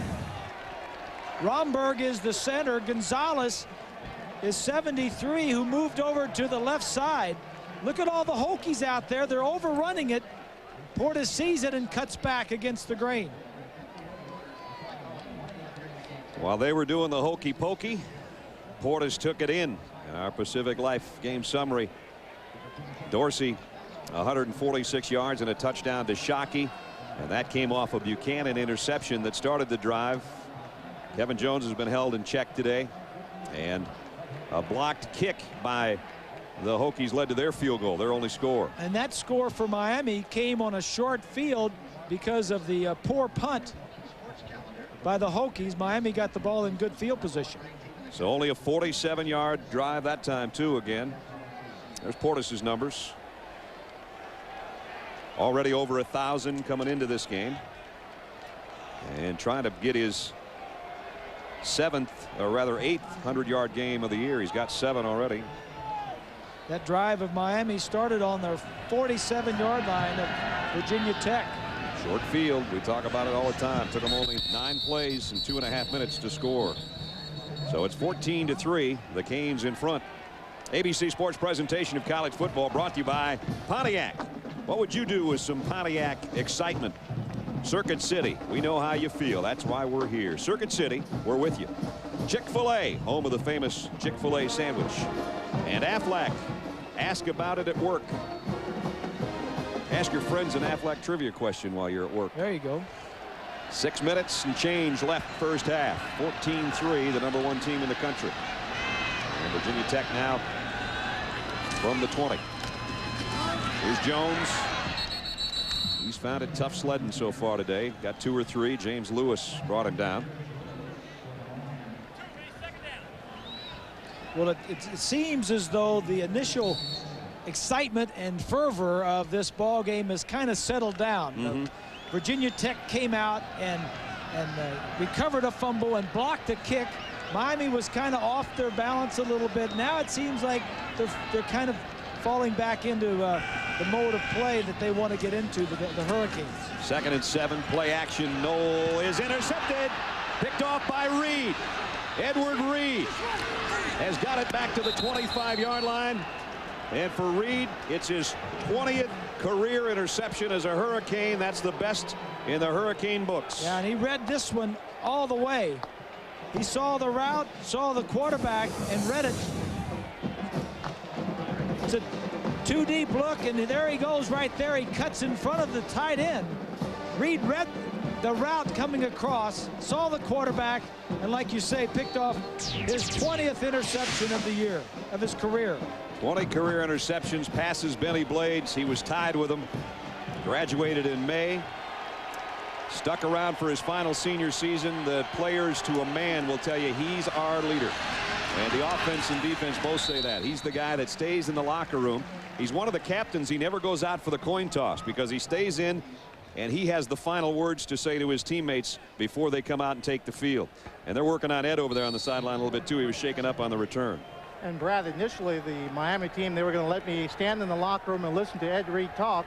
But the respect that the coaches have for the players, they talked to Ed. Ed said, I don't want to change anything in the last game of the season. Let's not have anyone come in the locker room. Especially with a wide receiver in there. He's not going to take that. 2nd down, 8, Dorsey to throw. Oh, Johnson just flat dropped one. Hit him right in the 5. And he didn't hang on. McKinney is back in the game. Bryant McKinney, left tackle for the Hurricanes. It's good to see. And there's that sleeve they put on the left knee. Now that tells me that it's not very serious, because they could have put a brace, they could have taped it, or they could have set him out the game. But if they just put a sleeve on it, that tells me that it was just a close call. 3 wideouts, and Dorsey will work from the gun on 3rd down and long. Throws. This time it's complete. Same spot on the field. Short of the 1st down, though, to Kevin Beard. We'll check the measurement after we check in with John Saunders in New York. Brad, things are starting to turn against Penn State. This is Alvin Pierman of Virginia. Takes this one 16 yards right along the sidelines for the touchdown. And now Virginia has grabbed the lead over the Lions 20-14. There's still time left in the 3rd quarter, Brad. Al Groh's Virginia team was Virginia Tech's last victim. That was 2 weeks ago, 31-17. Severs will try a field goal. Had 1 block today. This one he knocks up and good from 34 yards out. So Miami extends its lead, and they get 3 points out of Ed Reed's interception. And Severs in the record books, just past Carlos Huerta as the Miami kicker for season points, 108, with that 34-yard field goal. So 17-3 Miami. Big fella's going to go over there and adjust his sleeve. There's the guys that have the touchdown, the battery of Dorsey to Shockey. Shockey's right there in his face. Shockey saying, hey, you know, I put the move on. Talking to Dan Werner, the quarterback coach, and Dorsey. He says, hey, I get open. I'll make a move and just throw it to me. Shockey may be from a little town in Oklahoma, Ada, Oklahoma, but he's as cocky as they come. It could be cocky Shockey. This kid, he's got something a little different going on with him. Well, Bob, Bob and Brad, during the game last week against Washington, when they announced that Oklahoma lost to Oklahoma State, Shockey came up to me and said, well, I guess my dream won't come true. That meaning him from Oklahoma wanting to play against Oklahoma in Pasadena. Yeah, we asked him, we said, is there a lot? There can't be that many Hurricane fans in Ada, Oklahoma. He said, well, I've converted a few, but they're mostly Sooner fans in Ada. If they were uptight and feeling the pressure, they ain't anymore, I'll tell you that. It might have been in the early going. Right. They're starting to feel their oats again a little bit. Sievers with a kick at the 4. And out to about the 19. So they've been kicking it over the head of Davis, and now he gets a short return there, and inside the 20 is where Virginia Tech's going to have to work again. Field position has been in Miami's favor all day long, all season long, I guess. So now first down, just tucked outside the 19-yard line. Knowles' last pass was intercepted. There's the field position story. Way in Miami's favor again. Here's Jones trying to slip away, and that Miami defense just won't let him. 3:45 left in the half, 17-3. And Bob, I wanted to ask you and Swanee something that I've been thinking about for about the last 3 weeks. You went undefeated in a NFL season. Swanee went undefeated in a college season. It's just not easy to do. No, it's not easy to do. A lot of things come into play. You're playing on the road. First of all, injuries, you got to have a lot of backups. But the big thing is you got to have a defense that can pull you out like the defense did for the Hurricanes 2 weeks ago when they were at Boston College. When you're at Boston College and your offense is not hitting, you need a defense that's going to pull you out of there. And every undefeated team, and there aren't many around, has got to have a great defense. Is a give, and there's good defense again by Miami. Swanee, your 72 team, I think, for USC went undefeated, didn't you? We went undefeated, and Bob's right. The whole team, especially the defense, has to be there for you. At some point during that run, we needed our secondary, our linebacking core, every individual group within our team to make a play and get us through a ball game. And everybody stepped up at the right time. We got that little bit of luck. We almost lost a game. And in every undefeated season, every coach and player will tell you they almost lost one. What was your closest one? I think it was Illinois. Back in Illinois, we were tight, didn't play our game. I think we were behind at halftime. Third down and long. Noel almost intercepted again. Threw it too far in front of Davis, his intended receiver. Grease, what was your closest call that year? It's not easy to win every game. I mean, you know, some days you're going to run into somebody that's just going to be up and you're going to be down. Our toughest one, I think, was up in Minnesota when they had Fran Tarkington. We scored on our last 3 possessions of the game to win something like 16-14. Well, Miami's trying to do what Bob and Swanee have experienced, and that's go through a regular season without a blemish. And right now they've got a good head start. They lead 17-3. Here's Buchanan on the punt return. Broke 1 tackle and goes down at the 37-yard line. Yeah, this is the best against the best right here. Buchanan returning punts, and Virginia Tech covered them. They got a lot of pride. They don't want that guy score on them. 48-yard kick, only a 5-yard return. Again, though, the field position, look at it again, 37-yard line. You can't beat that. They've been starting around that 40. You saw the average starting field position was a 41. So McKinney comes back out this series, and Carey will go back in at the right tackle, and Joaquin Gonzalez on the left side. There's the total yardage. Lopsided in the Canes' favor, and they've got 2:10 to work with.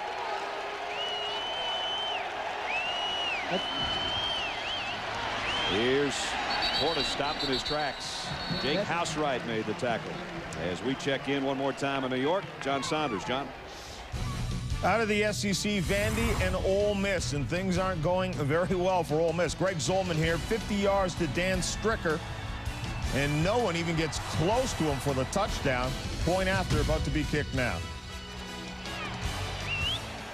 Dorsey down the middle. As you probably guessed, the Canes went without a huddle as we went to John with that update, and Dorsey whips it down to Sands at the 45-yard line. Third down along 2, down to a minute 30. Remember, they used 2 of their timeouts earlier in this half, so they're trying to hustle into at least Sievers' field goal range if they could. Dorsey getting some heat this time. Throws on the run and too high. It's the one thing that Kenny probably doesn't do that well is throw when he's scrambling. Oh, he just got tagged, and this might be a first down. Colas just came up and popped Dorsey as he was heading to the sideline.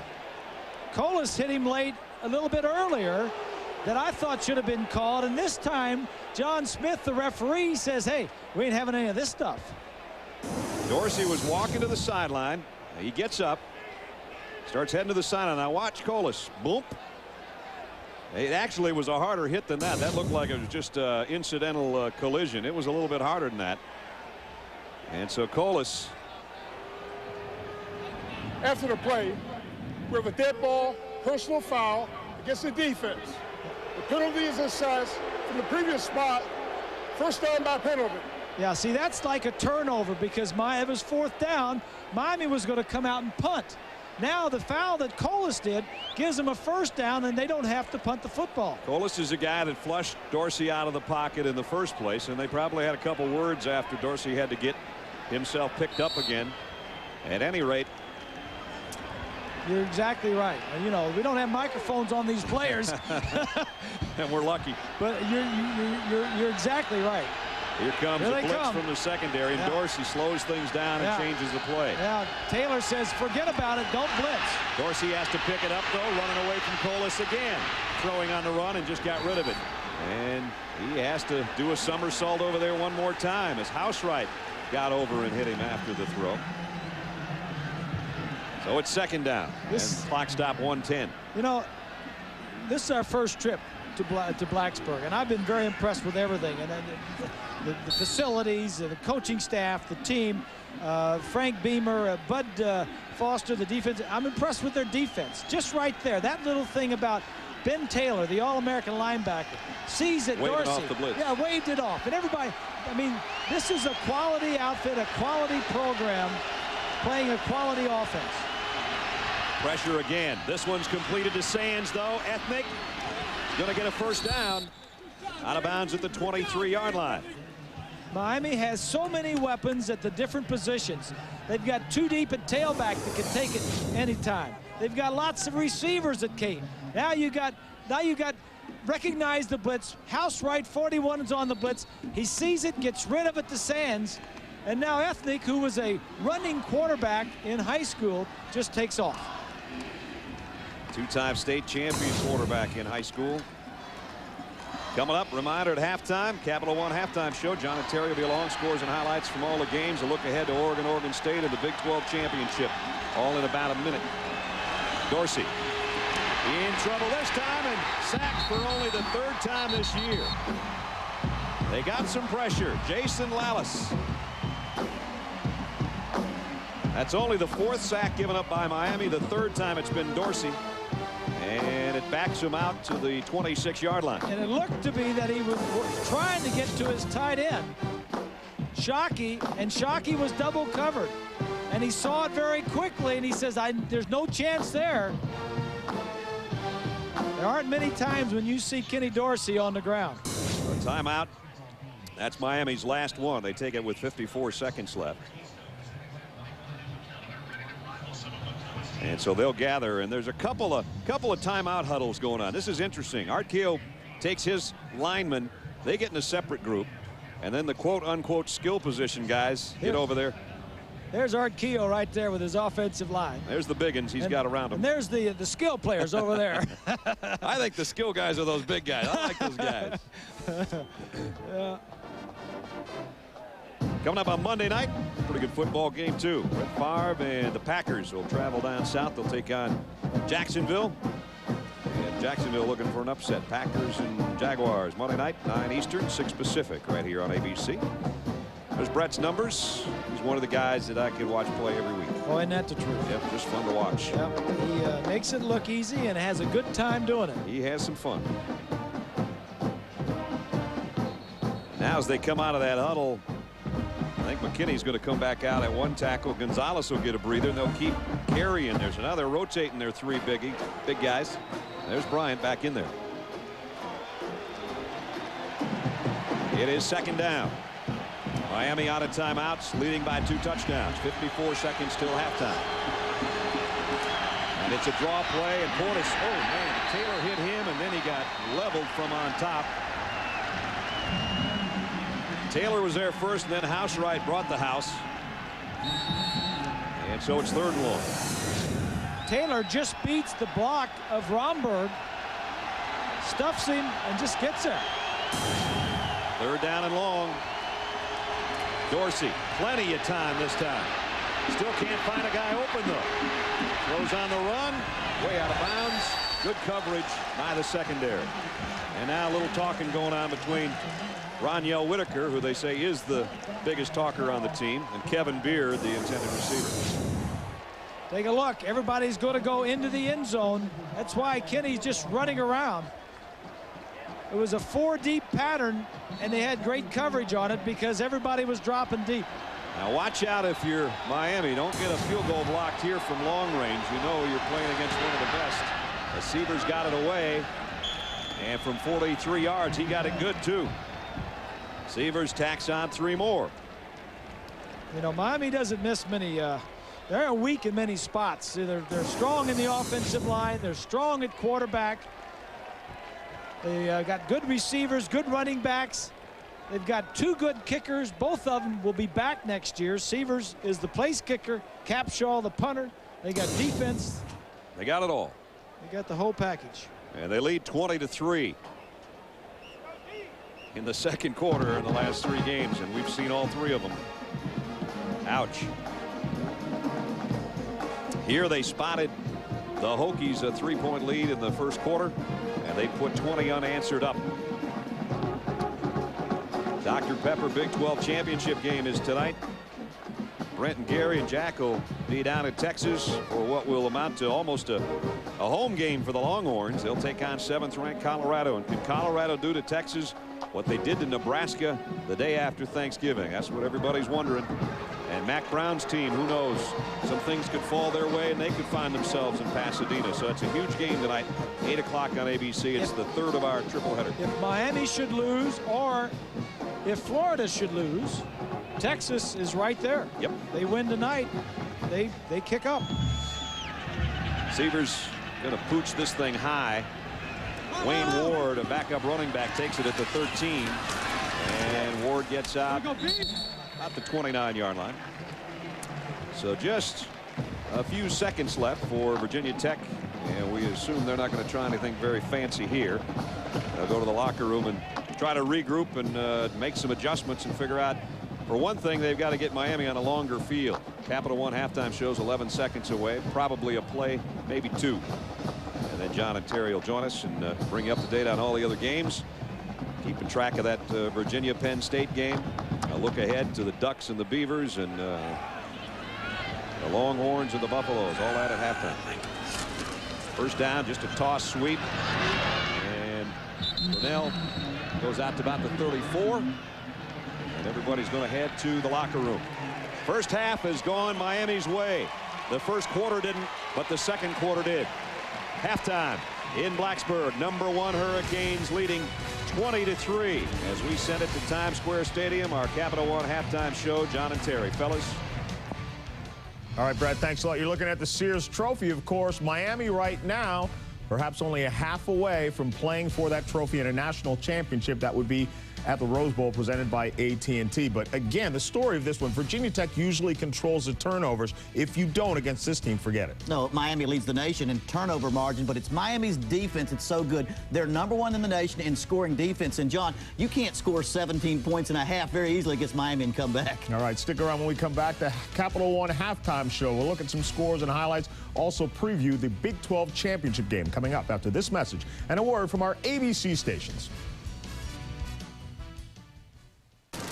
Wow, MP3 player, digital camera, DVD player, very nice. Looks like somebody's kids are going to be very happy this holiday. Kids! Could you... I'll be right.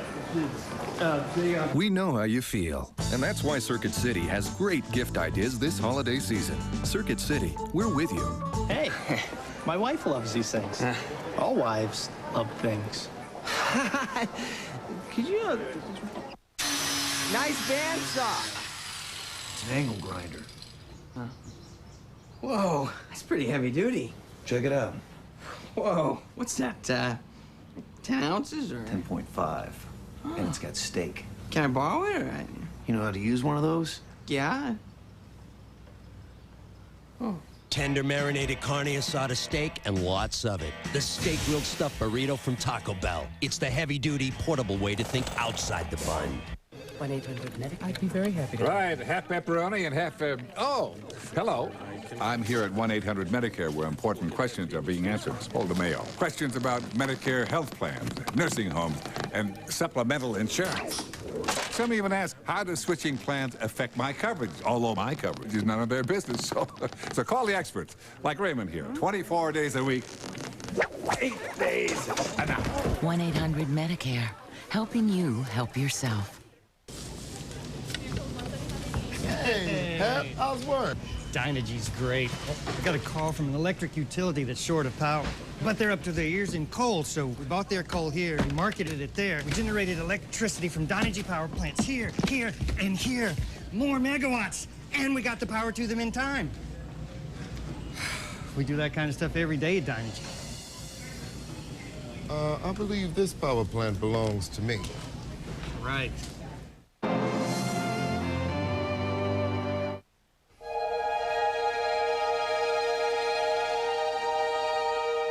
They say the new car has powers magical. They say once you sit inside, you turn into a different person. In this car, I wish to ride. The all-new Lexus ES 300, a new world of luxury. Detecting Deadly Diseases, Monday at 5 on Channel 2 Action News. Capital One Halftime Show, presented by... Of their entire team is their offensive production, so what they need to do to help their offense is come up with some turnovers or get a score from their special teams. Well, they got the turnovers early and blocked the field goal, but as you can see, 87 yards, 63 of that came on their one drive, and 42 of that came on one play, the pass to the fullback down the middle. Other than that, it was all Miami. Grant Knoll suffered 2 interceptions. 3 completions, 2 interceptions, and not a good first half for anybody on the offense for Virginia Tech. Severs will kick. The Hokies get it first to open the second half. Back deep, Richard Johnson. And 6 yards deep, he won't bring it out. He'll take a knee. So Virginia Tech, as has been the case for most of the day, has to start from the 20 or inside. Our Morgan Stanley storyline. Kenny Dorsey, fairly efficient, 16 of 29. The touchdown was to Shockey. Reed and Buchanan both have interceptions. And Kevin Jones been held to 29 yards on 11 carries. That blocked field goal led to their field goal. And as Bob was talking about, Grant Knoll has thrown 2 to one team and 3 to his own guys. Let's see how he starts the third quarter. They'll do it on the ground. Jones straight ahead, knifes for about 5. Jamal Green made the tackle. And what the Hokies have to do coming out is, all right, don't get excited. We're 17 points down, but we can't be anybody other than who we are offensively. We got to do what we do best. The thing I think they need to do is get the ball out to Andre Davis, their big play guy on the outside. He has barely touched it except kick return situations today. Here's the option. Pitch to Jones. The blocker in front, and Jones has a sideline. He's got great speed. Inside the 40, makes a cutback on Reed. Reed stays with him, but he's all the way to the 20-yard line. There's the play of the day for Virginia Tech. They get their big plays in different ways. This is the option going to come right down the line. Green takes the quarterback, and there's nobody else there. There's a great block inside. Slokowski gets a nice block on the inside linebacker. Ferguson, the fullback, led the way. There's a block right here that sets up the whole play on Slokowski. 56-yard run. And first down at the 20. He gets it again. And he's got 5 more. So this has been the Kevin Jones show to open up the third quarter. Brad, that last play was exactly what Frank Beamer was talking about getting done as he came onto the field at halftime. He said we had opportunities in the first half that we did not take advantage of, and we made mistakes. So in the second half, we have to just continue to take our shots. If we take our shots and make something good happen, we're not out of this ball game. That's exactly right. When you walk in that locker room, you want to say, hey, we tried everything, we emptied our saddlebags, and we got beat. But you don't want to not try something. You want to give it all you got. 2 minutes ago, I was saying only this many yards for Kevin Jones, and now he's got 66 yards the last 3 times he's touched it. And the clock was winding down on him, and Noel has to take a timeout here. With 13:06, just a couple minutes into the third quarter, but Virginia Tech threatening. They don't want to blow an opportunity to score. They trail by 17.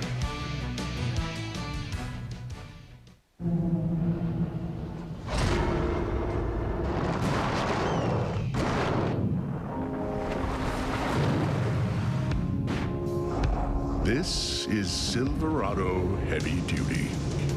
Available with the new Duramax diesel. The most powerful diesel you can get in a pickup. Silverado Heavy Duty. More truck from Chevy.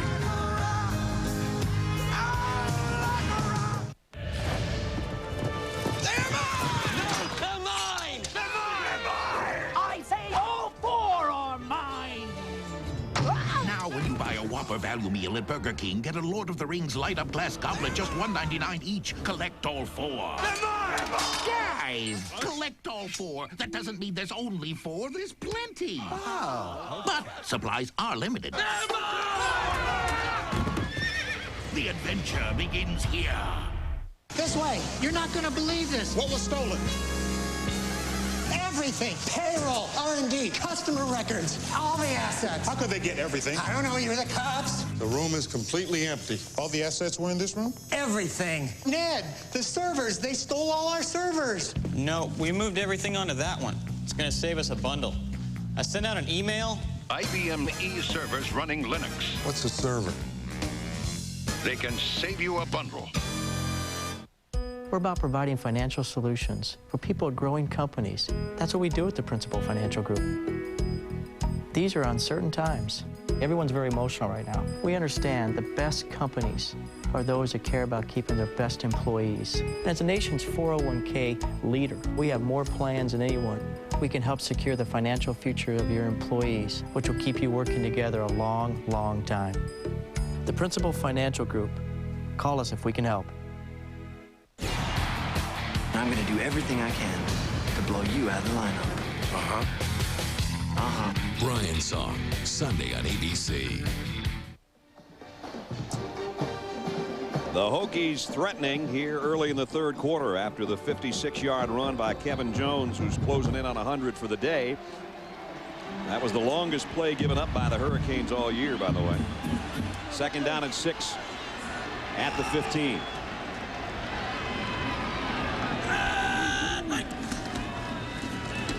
Jones trying to slip it outside. And he's not going to get much out of this one.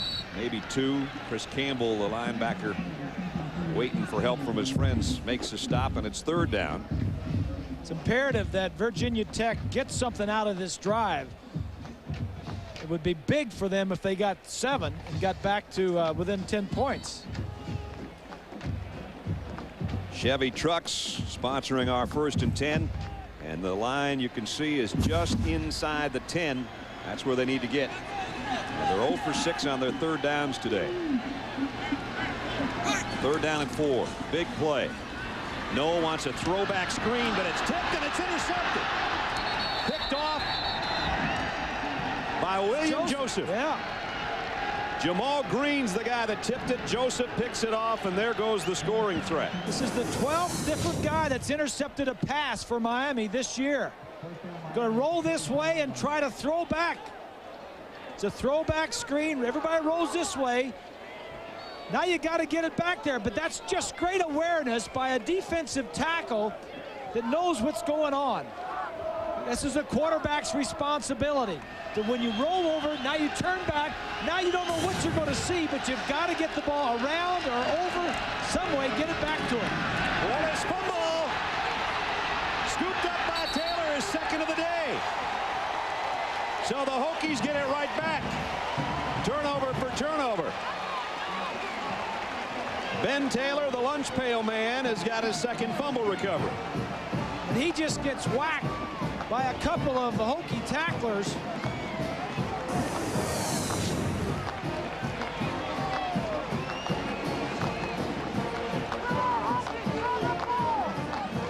It looks like Pugh, number 71, gets his helmet right in there. Pugh and Daniels. And knocks the ball out.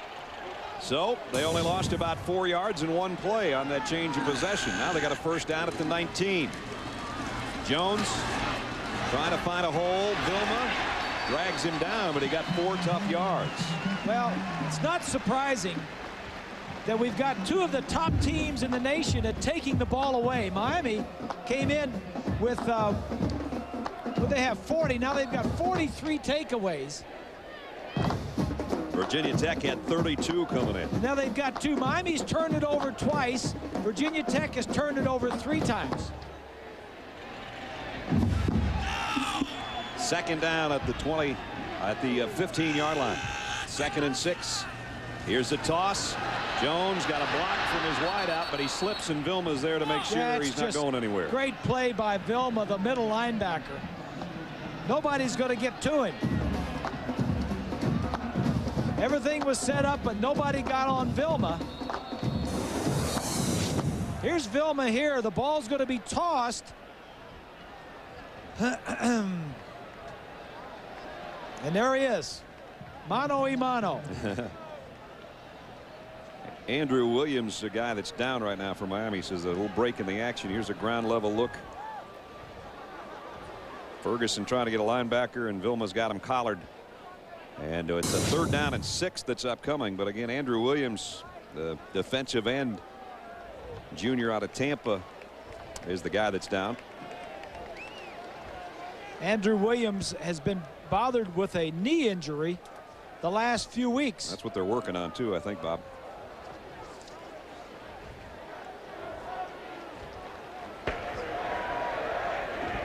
It's the knee or the ankle, Brad.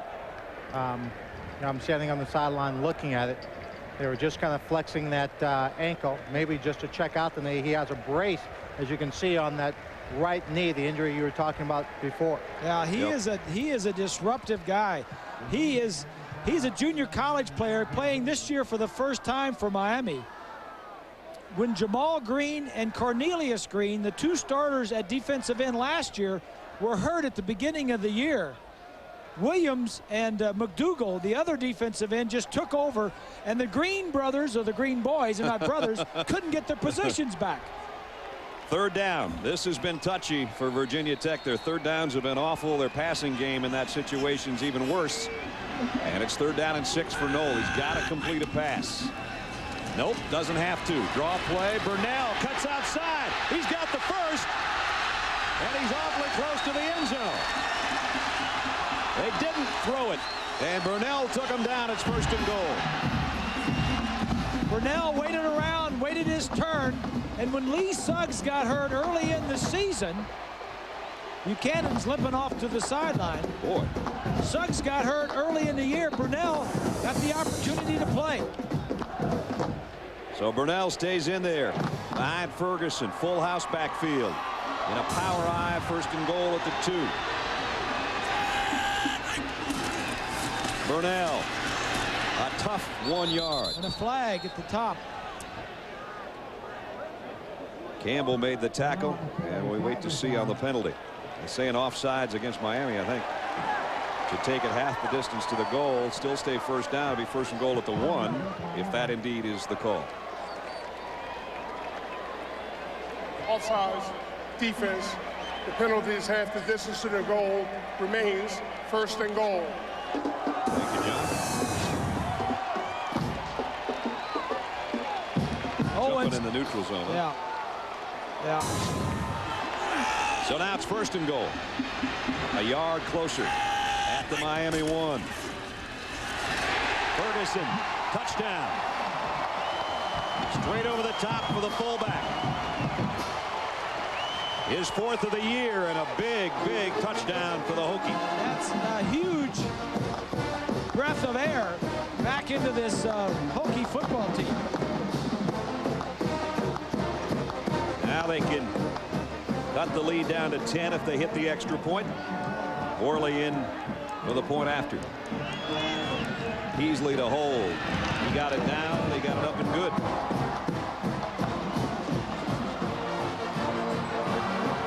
So it was Ferguson over the top from a yard. And Virginia Tech right back in the thick of things. They turn the turnover into 7. On Christmas Day, The champ is here!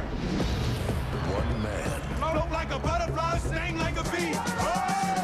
will shake up the world. Do you think you're acting like the people's champion? I'm a bad man. All the ladies out there, they know. I ain't got to be what nobody else want me to be. And I ain't afraid to be what I want to be. This film is not yet rated. Opens everywhere Christmas Day. Well, when I got hurt and missed work, glad I had supplemental insurance. Supplemental insurance? What's that? Aflac. Well, even the best insurance doesn't give you cash to cover things like lost pay, other expenses. This does. What does? Aflac. Shouldn't ask about it at work. Really? And what's it called? Aflac! Aflac. Ask about it at work. Aflac. In 1935, Foxwood Farm started with one horse and a truck. The horse was a thoroughbred, the truck a Chevy Suburban. Today, they have a few more horses, but there's still only one truck, Chevy Suburban. With an available 8.1-liter Vortec engine, it's capable of towing up to 6 tons, making it the best Suburban yet. Chevy Suburban, like a rock. There's the Virginia Tech lunch pail. They're a blue-collar lunch pail defense, and that is carried around by their leader, whoever has the best game 2 weeks ago. It was Ben Taylor, and Ben's got 2 fumble recoveries today. He might just fill that sucker and take it home. He may just keep that. Yeah. Yes, sir. There's the turnovers and the points that have come from, including Taylor's fumble recovery that led to the touchdown a moment ago. 20-10 now. High short kick. Gore runs up on it at the 14. Remember, he's the backup tailback, and he's still on his feet, and Gore's all the way to the 42. So good starting field position again for the Canes after we check in with John in New York. Brad, the Burger King update takes a look at Army, Navy. Omari Thompson takes this kick, breaks a couple of tackles, and then shows the speed as he pulls away from the defenders. 96 yards, the kickoff return for a touchdown as Army beats Navy 26-17. Well, on this day, I think we're all winners for our Army and our Navy and our Air Force. Huh? Portis, nice run. Got about 14 on the carry. So you take a short kick, you get your basically co-number 1 tailback to return it to the 43-yard line, and boom, your number 1 tailback takes it into Hokie territory. The thing that Portis has to do is just hang on to the football, because the turnover that he just gave back to Virginia Tech gave him at the 19-yard line, took it in for a score, which was huge to get Virginia Tech back in this ballgame. So now it's Miami on the move. Canes at the Hokie 43 on first down. Portis again. This time he's going to lose a yard. David Hughes had a nice game at defensive tackle. A senior out of Madison Heights, Virginia. He's disruptive. He is the top defensive guy in that defensive line. And you talk about all the players that Miami has in the defensive line. This kid could play right there with him. And Beasley, 94, his buddy just to his left. Their roommates are fishing buddies, and they're a load in there together. Yeah, those two inside can handle the middle. Second down and 12. Ajay Davenport moves over out of his fullback spot. That's the side that Dorsey throws to, but he overshot Shockey, and Dorsey got peppered that time as he let go. Adibi made the hit on him. Our aerial views courtesy of Goodyear and its fleet of airships, a familiar sight over major sporting events since 1925 on the wings of Goodyear, and a beautiful look in at Lane Stadium. on a gorgeous day, and now the fans sensing something. They see Miami with a 3rd down and 12. Their team has cut the lead down to 10. And we've got 9:14 to go. A lot of football left. Dorsey will work from the shotgun. Here comes the pressure. Down the middle, he overshot Beard, his intended receiver. So the Hokies hold. 4th down. Brad and Bob, every once in a while, a little thing will happen to fire up a team. You're talking about the crowd getting into it, Brad? Yeah. The reason why they got into it, and their fans right behind the Miami bench, on the play before this last one, Dorsey tried to trip the man who hit him after the pass. And they come after the kick, but Capshaw got it away. Almost. High spiral. Almost. Good punch. Goes out of bounds at the 11. Almost got it. Roniel Whitaker is the guy that really got some heat in there. And, you know, they have hurried Kenny Dorsey 10 times today, sacked him once. And when we talked to Frank Beamer, he said, all you got to do is make him have happy feet. You just got to take your chances and put pressure on the quarterback and hope you get there and just make him move. You don't have to sack him. Just make him move, and because he's not used to doing that. He's used to setting his feet and having just about as long as he wants to. And one way or the other, I think you got to make him move his feet. Key is he said you've got to take your chances, and they have taken their chances, and they have not gotten burned on the outside. Now they're going to toss it to Jones. He's been their guy this half. He slipped a little bit on his own and got back to the line of scrimmage. Not much more. There's Ken Dorsey on the sideline, a junior quarterback who's had a sensational year. Jones is going to come out, and Burnell will go back into the tailback spot for Virginia Tech. Jones a little bit shaken up, I think. He went out on the last drive, too, after he got to his 99th yard. He has now 100 on 18 carries. 56 of it coming on one romp that kind of started things for Virginia Tech here in this 3rd quarter. 2nd down and 9. Noel, look out. Down he goes, almost dropped in the end zone. Campbell came on the blitz, and he drops him way back at the, they're going to spot it just outside the 3.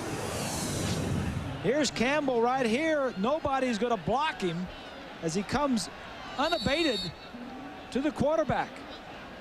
He says, hey, this is too easy. And we can do that all day. He had an interception last week. It was a big play, and now he drops the quarterback inside the 4. Not the way Virginia Tech wanted this drive to go. Now you got to be careful you don't turn it over.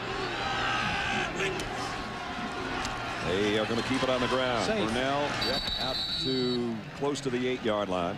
Miami should get good field position out of this. Their defense backed Virginia Tech up after the punt. And remember, they've got a dangerous punt return man in Philip Buchanan. And you know, whenever you're receiving the ball on the other side of the 50-yard line, the Hokie 50, it's almost like you're running downhill. Burns deep in his own end zone. Nice kick. Whoa. Buchanan all the way back to the 42, but he got a block, and he reverses field to midfield. Boy, did he get a crushing block. He only got 8 yards on the return, but it was a good kick, 51 yards. Still, field position for Miami. They're in Hokie territory to start on offense when we come back.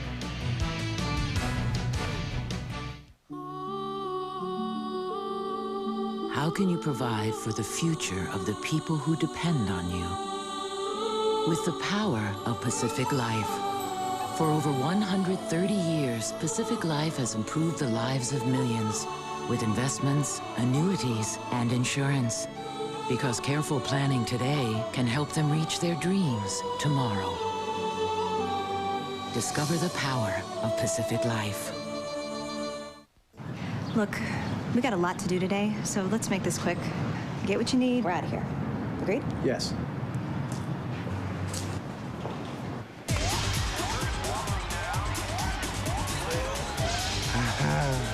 Kevin! We know how you feel, and that's why you can shop online and pick up at a nearby store the same day, or we'll ship to you. Circuit City, we're with you. I think that went really well.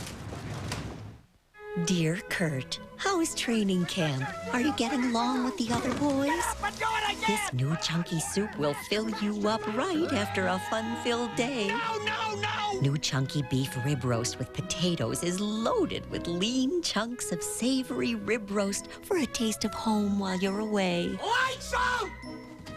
I miss you, Pumpkin. Love, Mom. You all right, Kurt? Yeah, I'm okay. New Campbell's Chunky Homestyle Classics. Like Mom used to make.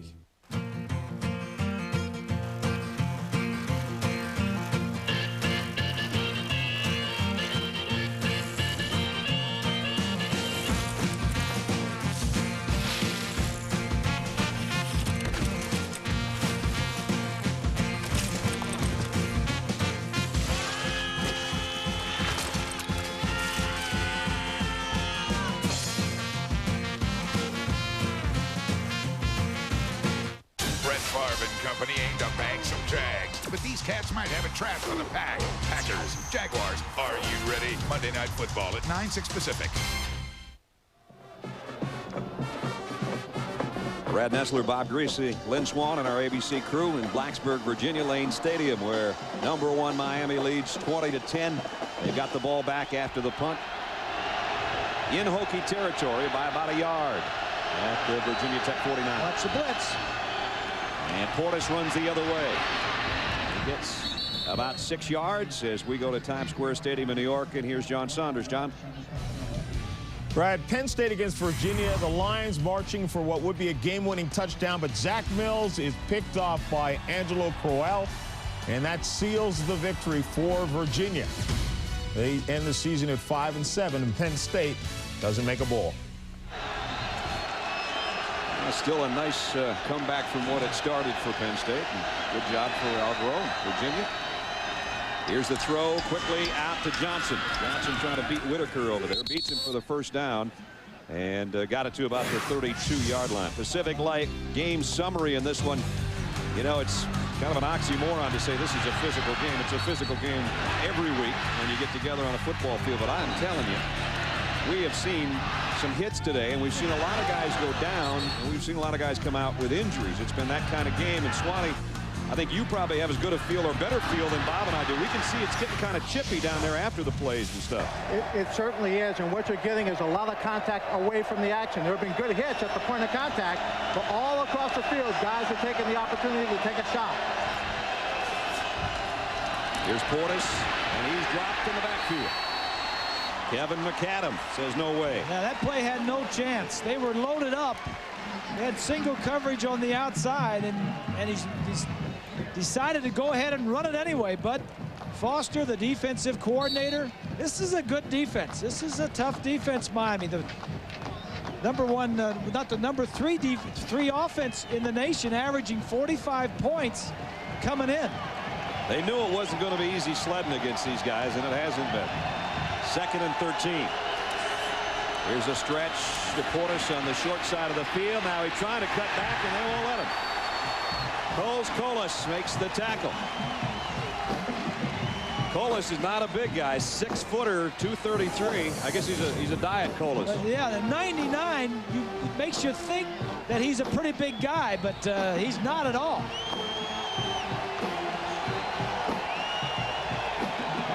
Makes a nice stop on Portis. And now it's 3rd and long again. He's 6 foot and about 230 pounds. He's one of those small, quick defensive ends.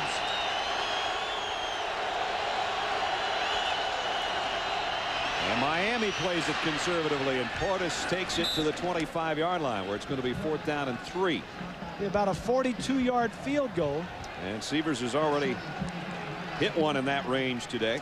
Now, talking with Frank Beamer yesterday, he says we don't care who's on the field. If it's defense or special teams, it's an opportunity to score. This is an opportunity to block a kick. Severs got it away, and he got it. So he hits from 34, 43, and now 42. And what a weapon he is for an offense that was struggling, but yet to get some points out of the drive. Total points in a season, it's a new record. It beats the team that scored 469 last year. So Miami has put up 400 71 points on Larry Coker's rookie season as head coach. And that was a big field goal. Every 3 you can get against this defense, you better take it. ABC Sports presentation of college football brought to you by Chevy Trucks, the most dependable, longest lasting trucks on the road. Your Morgan Stanley financial advisor who will never let you lose sight of what you're investing for. AT&T, let your business, let your life be boundless. And Pacific Life, annuities, insurance, investments. Discover the power of Pacific Life. The Hokies are 13 down again with 4:41 left in the third quarter. I don't care how good your defense is, and Virginia Tech, as we said, is the best in the country. You can't give a short field and expect to shut them out. Here's a kick, and Sievers again a weapon in that area too. He knocks it 8 yards deep in the end zone, and Virginia Tech again will have to work. Hold on, flags all over the place, and let's see what that's about.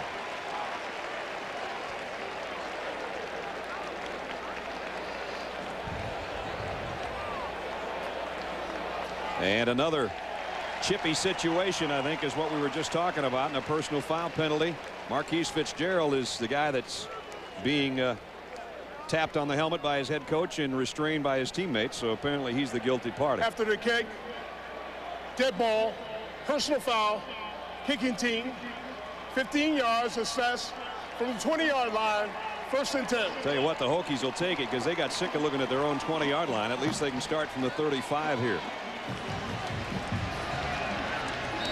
6 times they've started from their 20-yard line or worse today. We've only had 5 penalties in the whole game, but that one gives Virginia Tech a little more room to work. Play action, no. Hit as he throws and almost intercepted again. Vilma got a hand on it. It was the pressure that caused it, though. And let's check in with John at Times Square Stadium. Brad, Vanderbilt looking for their first win of the SEC season, but Eli Manning leading Ole Miss back to Jamie Armstrong here, 16 yards. Vanderbilt still has the lead, but there's plenty of time left for Ole Miss. Down 27-24, Brad. Eli Manning, what a season that young guy's had. Oh, boy. Grant Knowles not having a good day here today. 3 interceptions, 3 completions. You don't want your completions and your interceptions matching up. Here's the option. They were big on this with Jones earlier. He got a block. He got the corner. Here he goes again. Jones down the sideline. All the way to the 26-yard line. Same play. Yeah, both times short side of the field. No receiver out there. If Miami didn't have the great speed in the secondary, he'd be gone twice. He's going to come down. Watch him pitch it. He's going to come down, and he tosses it off to the end guy right here. Now watch the block right here. That's what sets it up. Ferguson, the fullback, and there's nobody there. Both times it was successful, short side of the field. And Reed came over. You saw him come into the picture in a hurry. As I said, you take away the speed Miami's got back there at safety. This kid might have scored a couple of touchdowns. Jones says, let's run that play some more. Yeah, he got 56 the first time, 40 that time. Play action. No, troubled again and down, and the ball is loose. And Miami's got it. It's Wilfork. So just when they get a big play, or unless they're going to say this ball was dead or that he was down, but I don't think so. That's Miami football. Yeah, that is the 4th turnover. It's not a good day for Noel. 3 interceptions and then the fumble knocked loose by McDougal. Number 95. McDougal's done this before to him. I don't know. That's close.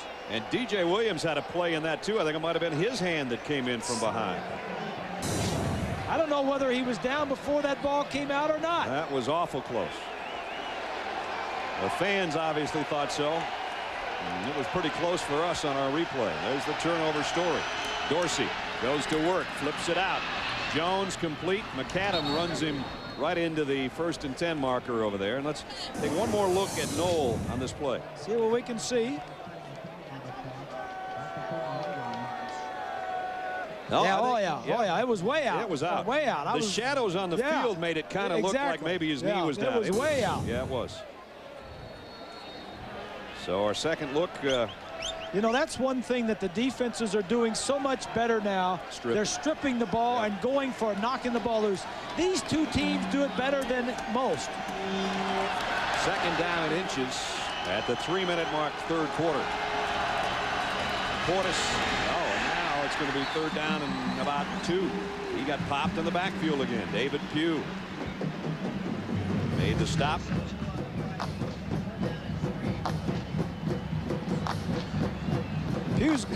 This is a pretty good battle in this offensive-defensive line with Pugh and Beasley for Virginia Tech going against that Miami offensive line.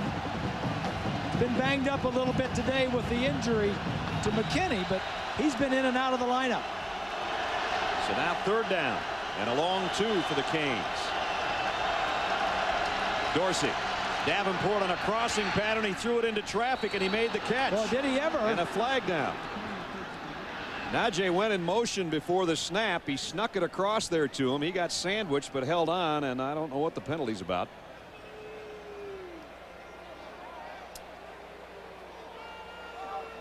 They put the ball down there, so it must be against Virginia Tech. It came from the side judge, which would mean I don't think it would be pass interference from the side judge. Pass interference against the defense. Spot foul. First down. That's about the first time I've seen a side judge call a pass interference over the middle center of the field. Yeah, he threw the flag 15 yards from over there. I'd say it was a good call, though. It's first I think down. there was some interference going on. Najee held on to it anyway, so it's a first down at the 41. Lone wide receiver is Johnson to the near side. Play fake. Dorsey wants to go to him on and out.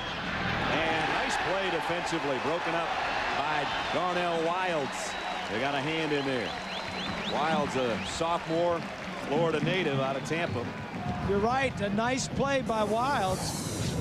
This is an out pattern. The only thing Johnson may do wrong is he doesn't go deep enough because Dorsey's not ready to throw it yet. Allows time for Wilds to make up and get back inside. That's a good defensive play. Sure was. Excellent. And guys, I'll tell you something else. Andre Johnson was on kick coverages, and he's been getting hit. We talked about those hits away from the action. He's been getting his fair share of knocks. Here's Portis. And he can't get away. It's a good defense. You're right. Well, they're playing on Miami's side of the line of scrimmage. Notice all the guys in the... On the line of scrimmage, these linebackers are playing on Miami's side. Check it out. Look at number 40. That's Taylor. He puts the guy pass right. 41 is on the other side. Wells, 35. McCadden's the safety. Miami can't get back to the line of scrimmage at times.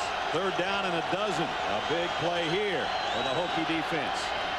Dorsey, plenty of time. Fires, and Beard can't hold it. Beard slipped on his cut a little bit over there, and though the ball was in the right spot, he just couldn't quite find the handle. Yeah, and you're on the road, and that's what happens when you're unfamiliar with the field. Even though it's 3 quarters into the ball game, if this were at the Orange Bowl, this may not happen.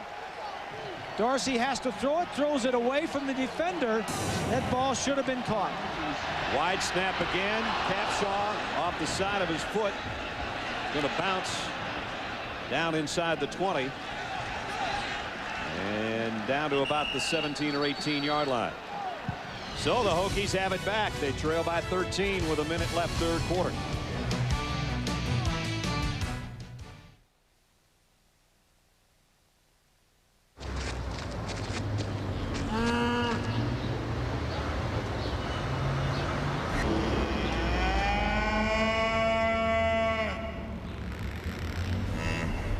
Cows are going to extremes to get you to eat more chicken.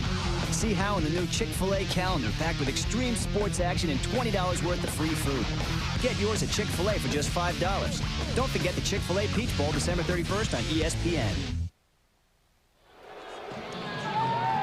Yeah, the Blue Ridge and the Allegheny Mountains and plateaued right in between Blacksburg, Virginia, Lane Stadium. I think we don't have a hard-hitting game going on. This is Capshaw, the punter, after he already kicked it. And he runs by, and then Manning going at it. Capshaw says, I'm the punter. Leave me alone. Get me out of this. At the 17-yard line, that's where Virginia Tech will start. Their passing game has been non-existent, except throwing it to the wrong jerseys. And Brad Knowles had a good season coming into this, but not today so far. They've had to rely on the ground game, and they do here as Jones takes it out before James Lewis finally drags him down at the 22. The only time that Virginia Tech scored was when they got the ball on Miami's 19-yard line. Yep. Short field, something we talked about in the first half about Virginia Tech offensively is not that good in the nation. They're 83rd in the nation passing offense. They need help field position, short field, and then they can score. Coming up later. What's the option here, Brad? Chevrolet Players of the Game. Chevy will make a $1,000 contribution to each university's general scholarship fund. And Wilfork just hammered Luke Owens. And Luke thought he got hit by a bus. Wilfork. Oh, boy. Every coach we've talked about, every opposing coach this year, has talked about Miami's defense, and they go, you know, they got those ends that are quick, and they got Walters and Joseph, but they got that 75. Everybody loves this kid. He's a true freshman. He's a true freshman, weighs 330 pounds, supposedly. That's what we're told. I saw him last night in the hotel. More like 350. At about 10:30, we just left the meeting, and he had 2 bags of food going back to the room. He's got a bag hanging over his belt right there right now. But he is quick, and he is good. He's never without a fork in hand, or one on his jersey, I guess. 12 seconds left in the quarter. First down. Jones, and he runs into Mr. Wilfork, among others, including Campbell. And that'll do the third quarter in. So Virginia Tech is hanging in there. They know this is a team that they've beaten many times before. But the #1 team in the country is now 15 minutes away from a trip to Pasadena. 23-10, Miami leads. ABC Sports presentation of college football will continue after this message and a word from our ABC stations.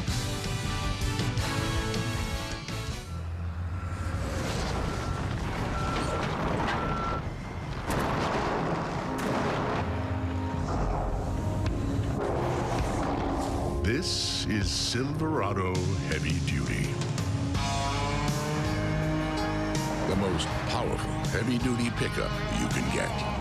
Silverado Heavy Duty. More truck from Chevy.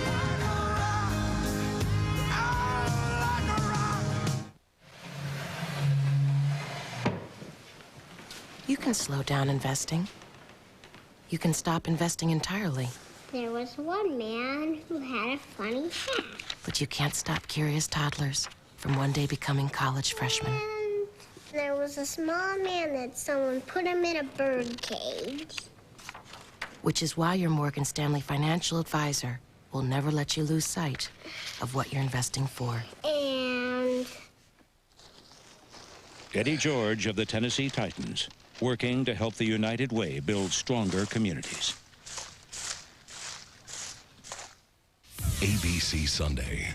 Sloan's having me followed. Set your clocks for 9/8 Central. That reporter may well be a casualty of his own curiosity. A television event that's been building since it first premiered. I think we found our mole. A turning point has arrived. A new alias, ABC Sunday, 9/8 Central.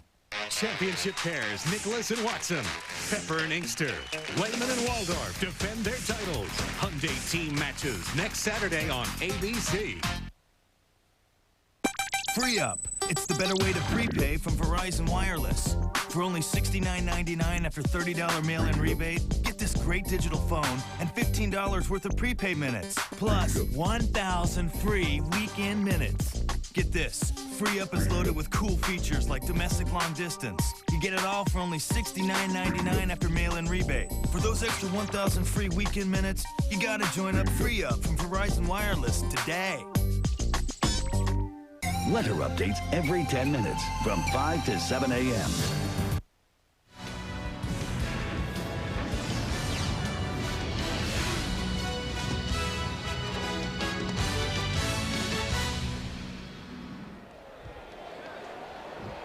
An amazing statistic in the last 16 years. When they lead after 3, only twice have they lost. And Miami now is 15 minutes away from punching a ticket to Pasadena to play for the national championship. But they are in a dogfight. They're in a hokey fight. 15 to go. Virginia Tech's got the ball, trailing by 13. Knoll pump fakes one way, tried to come back to a screen, and Miami did a pretty nice job of blowing that up, but it wasn't a good throw. Lane Stadium's under construction here. You can see on the near side right there, and it's going to be beautiful when they get that done by next year. It'll be a great place, I think, probably to watch a football game from down there in that end zone. And there's a few people over there watching the game under the construction. A lot of dirt and stuff. Yeah. Oh, and look what you find when you look hard enough sometimes.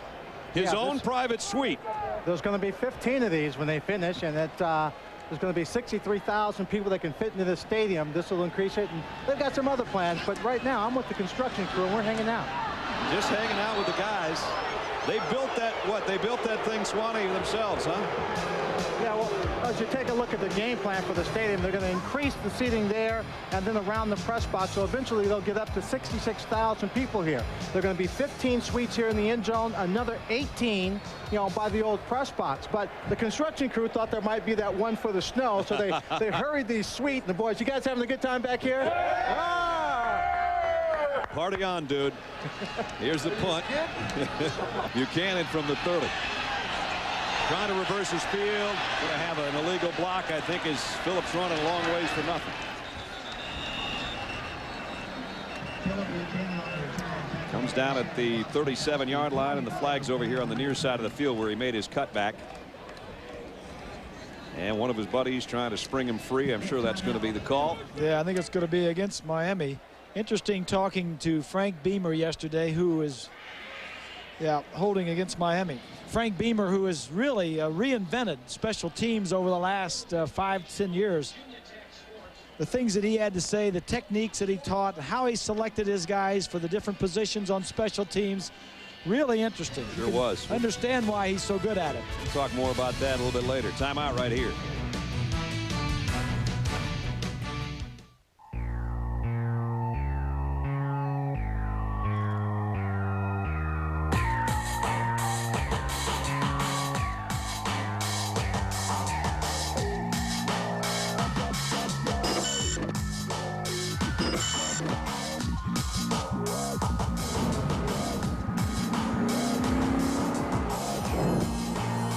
Totally new Nissan Altima.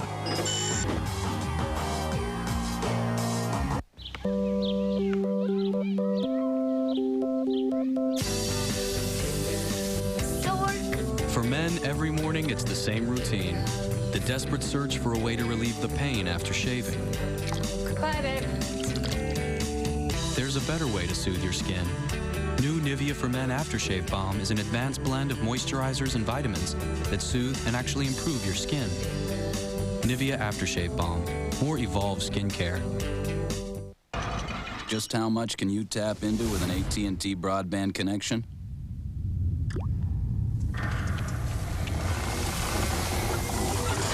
Try over 100 channels of entertainment. All the phone lines a house could want. And oh yeah, internet that flows by the gallon. Hope you're thirsty.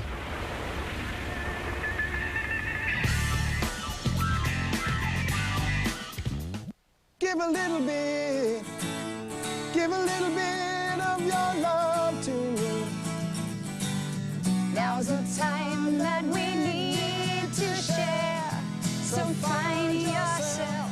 We're on our way back home. Give a little bit of my love to you.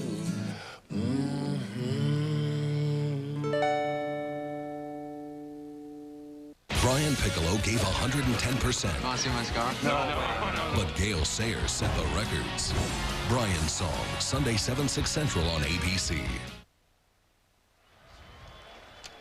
Early in the fourth quarter, Miami leading 23-10, and they have the ball at the 27-yard line, their own 27. Gore in at tailback for the Canes. Dorsey to the air on first down. Jones and hit him in the one, and he dropped it. We saw that happen to Andre Johnson earlier. Well delivered ball, but incomplete. And what's happening is Virginia Tech's getting everybody up around Dorsey to stop the run. You got single coverage outside. Jones is so excited he wants to catch it and turn up, and he's not catching it first. And these corners, Austin and Whitaker, are doing a nice job of making tackles out there in the open field, too. 2nd down and 10. Gore. Maybe a yard. That's about it. Adibi came in to make first contact. Our Pacific Life game summary. Kenny Dorsey today has had some dropped on him, but he's used a lot of different guys, which has been his MO all season long. As he's hit guys out of the backfield, his tight end for the only touchdown pass of the day. Throwback screen to Portis that set up a score. So he's mixed it up pretty well, but his stats are not glaring or anything today. Hey, this is a good defense, and you're playing on the road in their ballpark. 3 wideouts for Dorsey here. Crowd coming to life on 3rd and 9. Here comes the blitz. Dorsey hangs in, throws, and he threw a strike this time to Beard. Oh, is that good? And two guys were right there, and he split it right between them. Flag down.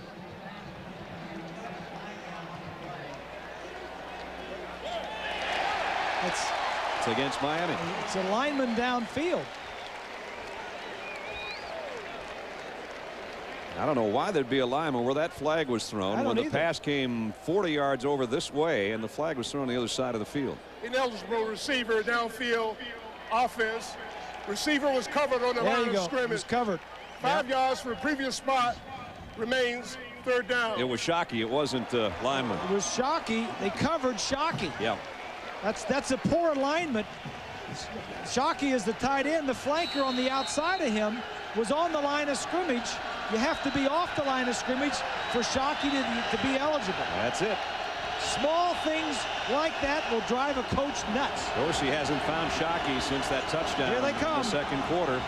And Dorsey runs into an open field and finds Beard again. And Beard down the sideline. Did he step out of bounds? Yes, he did finally, but at about the 47-yard line of Virginia Tech. You talk about the inability of Dorsey to be able to move. He can do it here and shows it. Beard goes down, single coverage because of the blitz. Now he gets the ball and he doesn't make the tackle, Austin. Well, Bob, you and I talked about that earlier, about the undefeated seasons when you have to just do something you don't normally do. And while Dorsey may not scramble and run well constantly, this time he comes up with a big play to get him out of a hole. 31-yard play, in fact. 2 tight ends set, one of them Williams on the move. Back to the ground go the Canes, and it's Portis in the open field. Got speed. Clinton Portis, first down run. He got 11 more. This is a drive that could kill Virginia Tech because it's field position. And their offense, even if they do get the ball back, they not capable of going 80, 90 yards. Right. Portis is going to start over here and cut back and go the other way. That's Bibla, 65. Now he just gets outside and just makes the yardage that he can get out of it. Got it down to the 36-yard line. First down. Clock running under 13 minutes. Gore takes over the tailback spot. And he'll get the call. The freshman breaks it inside the 30 and down to the 24, and he's got a first down. 12-yard ramble there. He is not an easy tackle. Let's check in with John in New York. John. Well, Vanderbilt doesn't look like they're going to get their first SEC win. Eli Manning here hooks up with Jason Armstead, 39 yards for the touchdown. That's Manning's 31st touchdown pass of the season. And Ole Miss leads Vanderbilt with about 30 seconds left, 38-27. How good's Eli going to be before he's done, huh? What is he, a junior? I think he's only a sophomore, redshirt sophomore. Yeah. And we got a timeout taken by the Hokies. And we'll take a timeout as well. 12.5 minutes to play in the ball game. Miami holding on to a 13-point lead.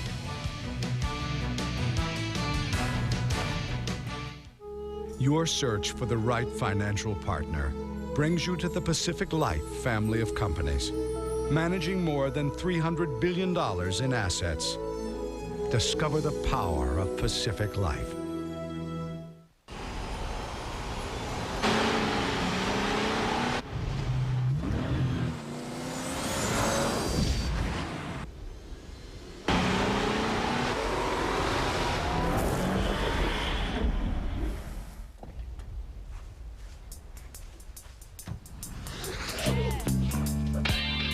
million uses and counting. The new 210 horsepower supercharged Nissan Xterra. Still everything you need, nothing you don't.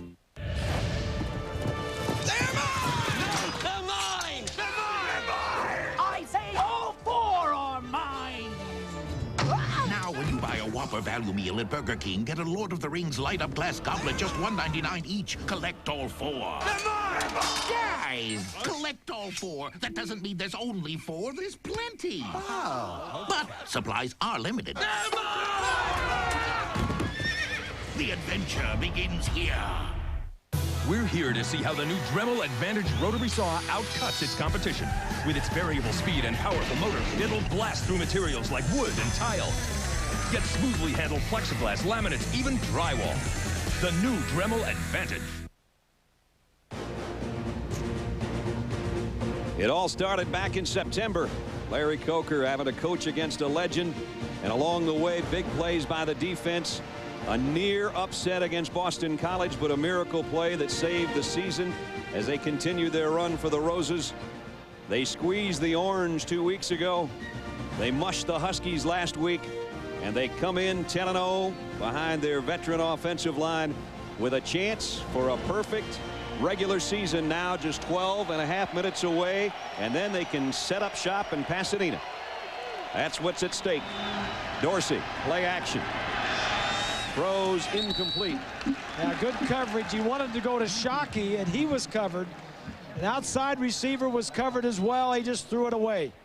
Good decision making is probably the top quality of any quarterback can have. So a 2nd down and 10 from the 24. Any kind of score on this drive by Miami is going to look big, because even if it's just a field goal, then you're talking about a Virginia Tech team that is struggling offensively, having to have 2 touchdowns and 2 two-point conversions. Yeah.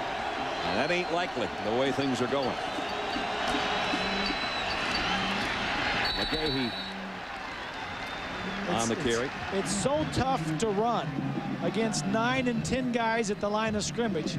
But Miami is continuing to do it because it's the right thing to do. They don't need more points. They need field position now. They need to secure the football. Don't take any chances. You've got a team that does not have a good offense, a strong offense. Only way they can hurt us if we help them. A turnover or a special teams play, something like that. Otherwise, everything's in Miami's favor right now. 3rd down and 8. Portis and 3 wide receivers. Here comes everybody. Dorsey scans the field, throws, tipped and incomplete, almost brought down. Beard had a half step on Larry Austin, but it's incomplete. He almost caught this ball, probably should have, but I think he may have been looking back into the sun. Dorsey looks the other way and then comes back. Watch this. Almost. Hey, ooh, boy, I want to tell you. You're absolutely right, Bob. Right down this corner, the sun is tough. Yeah. 40-yard field goal attempt. And how about Severs today? Officially 39-yarder. You know, you can't, you talk about having an undefeated season. There are times when you're going to need a field goal kicker to put it through for you, and he's delivered all day long. He had his first one blocked and then put 4 in a row together. And he's a great story. Severs is a diabetic, and most of the time he wears an insulin pump. He does not wear it, told me before the Penn State game. He doesn't wear it during the game because it's expensive, and he's afraid it'll break in the football game, so he doesn't put it on. But just before the West Virginia game, October 25th, his insulin got a little bit off. He was actually in the hospital a day before the football game trying to get the insulin balance just right. Came out of the hospital and played in the football game. He's a tough kid, and he's been a great asset for this football team. And with all that stuff happening, he's not afraid to stick his nose in. He's one of the top tacklers on the special teams. He's not afraid to hit somebody, but he just hit a big 39-yard field goal. So it's 26-10. That capped a 51-yard drive in 9 plays over 3 minutes. And now Todd, the guy we just talked about, has got it teed up. Richard Johnson is back deep. This one should be returnable for Johnson from the 4. And he got himself a little alley. And there's the kicker coming over to make the hit, along with Buchanan. It's nice timing on the return to have the opening there when the return guy gets through the hole. So a nice return and good field position, but now it's up to the Virginia Tech offense to have to get something going. Beamer says we just don't choose the fastest guy to return kicks, but a guy that can run and he has some kind of feel for the timing of the whole thing. Same way with covering punts, not the fastest, but somebody that can shed blocks and get down there. At the 43, first down. Knowles only 1 of 9 for 1 yard and 3 interceptions since the first quarter, and the overshot up, flag flies in. I didn't think that was a ball that was even close to being catchable, but looks like we're going to have an interference back there. Lewis and Rump were both back there with the intended receiver. Where the field judge throws the flag, he is in the center of the field. Normally he calls things that are in the center of the field, but this one he threw, and the back judge on the side did not.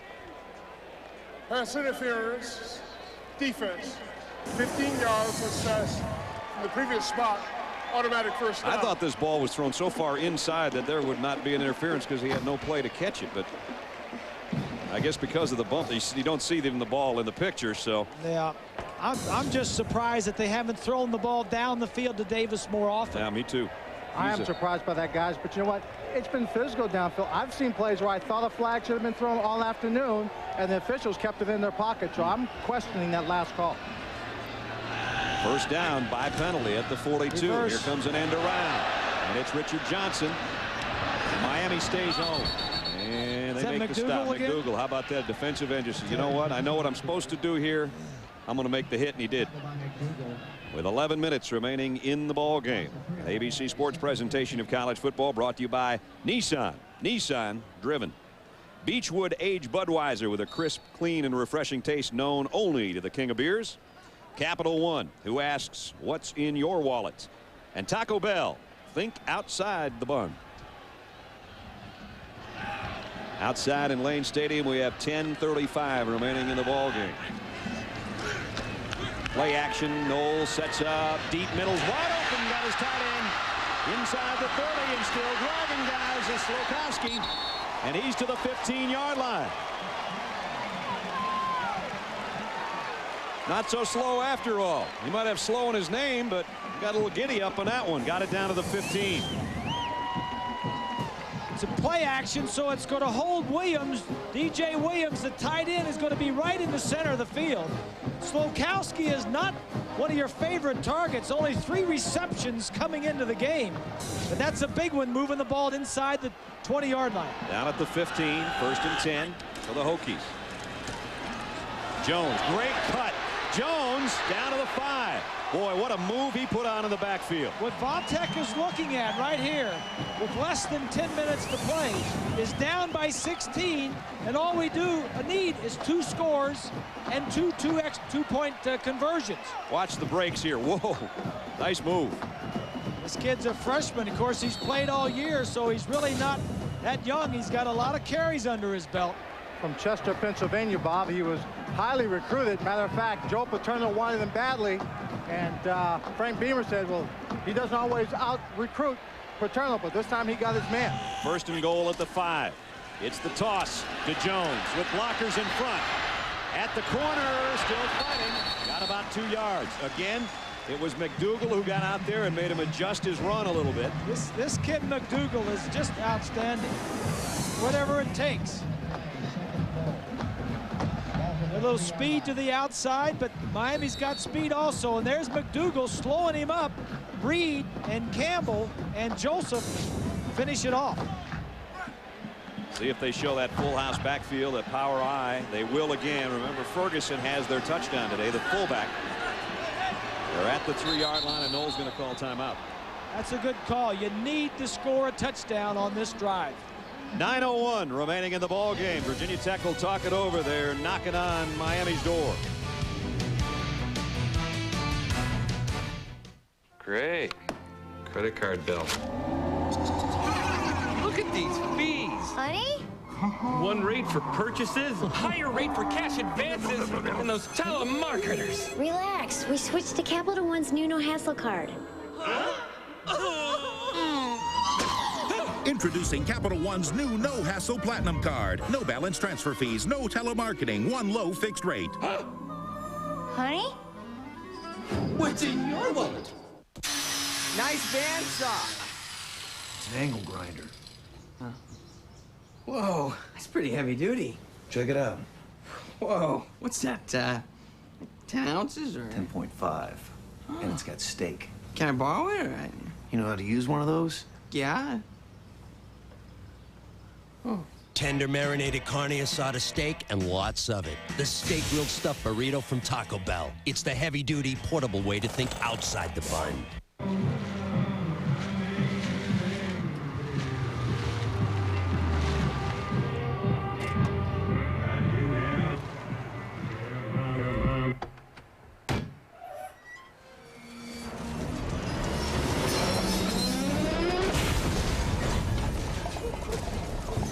Introducing the tough new Crew Cab long bed. It's the next frontier. They were both underdogs. Now Texas battles Colorado for a BCS bid. The Dr. Pepper Big 12 Championship tonight at 8, 5 Pacific on ABC. As you can see, courtesy of our friends at Goodyear, there's fixing to be a little bit of a fight going on down there at about the goal line. It is second down and goal at the 3. Ferguson, Jones in the backfield. And it's Jones straight ahead. He stood up by Campbell. He didn't get to the end zone. Got to the 1. Already Jones has had more yards rushing than anybody's rushed on the Canes this year. He's up to 160 yards or right about. Campbell made a great play because he was the only guy left to stop Jones in the hole. And Jones is still down.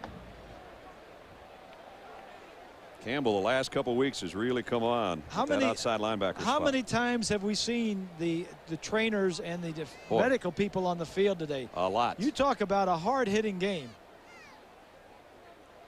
And we hope it's just the wind. And Kevin Jones, even though you've mentioned that he is a freshman, he packs a wallop for a young kid. Most coaches hope the running backs, when they finish after 3 or 4 years, can lift about bench press about 350 pounds. Well, he comes to Virginia Tech lifting 350 pounds, and he's got great leg drive. It takes an effort for 3 guys to stand him up here at the goal line. And I think it was just a low hit, or, well, maybe he's holding his wrist. He's holding his wrist. Last game against Virginia, he had 181 yards on 37 carries, and that was the second highest total ever under a Frank Beamer coach team. The other guy also wore number 7. Michael Vick had a 210-yard rushing game against Boston College last year. 3rd and goal at the 1. Burnell now in at tailback. And it's straight ahead. The fullback, Ferguson, touchdown. Linesman calls touchdown. The ball came out. And now, wait a minute. Referee saying, hold on a second. There is a flag in the end zone.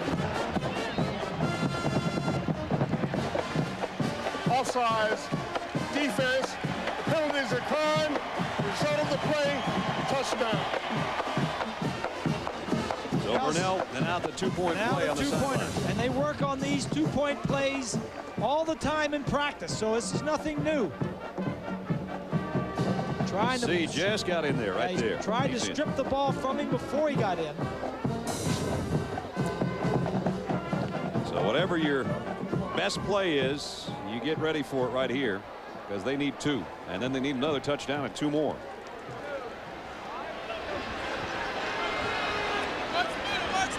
Three wideouts and a shotgun set for Noel. Everything's coming this way, including the pass, and it's good. He got it to him. Terrell Parham, 2-point conversion. 26-18.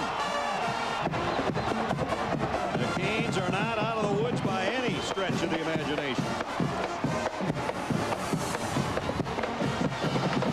This is a popular play, whether college or pro, for 2 points or inside the 5.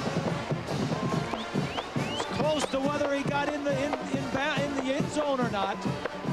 I know his body was in, but is the ball in? Bob, I was standing on the goal line. Right when he made the catch, I thought the official was not going to give him the 2 points because the ball was clearly, from my vantage point, outside the goal line. His body was in, but the ball never made it in. Yeah, I looked from the angles that I saw. It was pretty close, but looked to me like the ball was never in. You can't tell from this one, obviously, but he comes down. When he comes down, Bob, you see the ball was outside the line. Yeah. It never moved forward across that line. Yeah. Nonetheless, the 2 points awarded Virginia Tech. And I'll say one thing on our Nissan Drive summary, capping a touchdown run by Ferguson and 2-point conversion, 57 yards in just under 3 minutes. We've been saying all day long Grant Knowles had an awful game. When he needed to play, he got a pass in there. Well, and he moved his team down, too. Remember, they had a nice kickoff return. Then he hit his tight end. Then he hit the tight end down there. He did a nice job on that drive, getting him down. Here's a line drive kick on the bounce. Andre Johnson. Johnson with a return on to the left and out across the 25, and he gets collared out of bounds at about the 27. Don't forget, coming up in prime time tonight at 8 o'clock, Bevo will be there. Chris Sims will be there. Roy Williams will be there.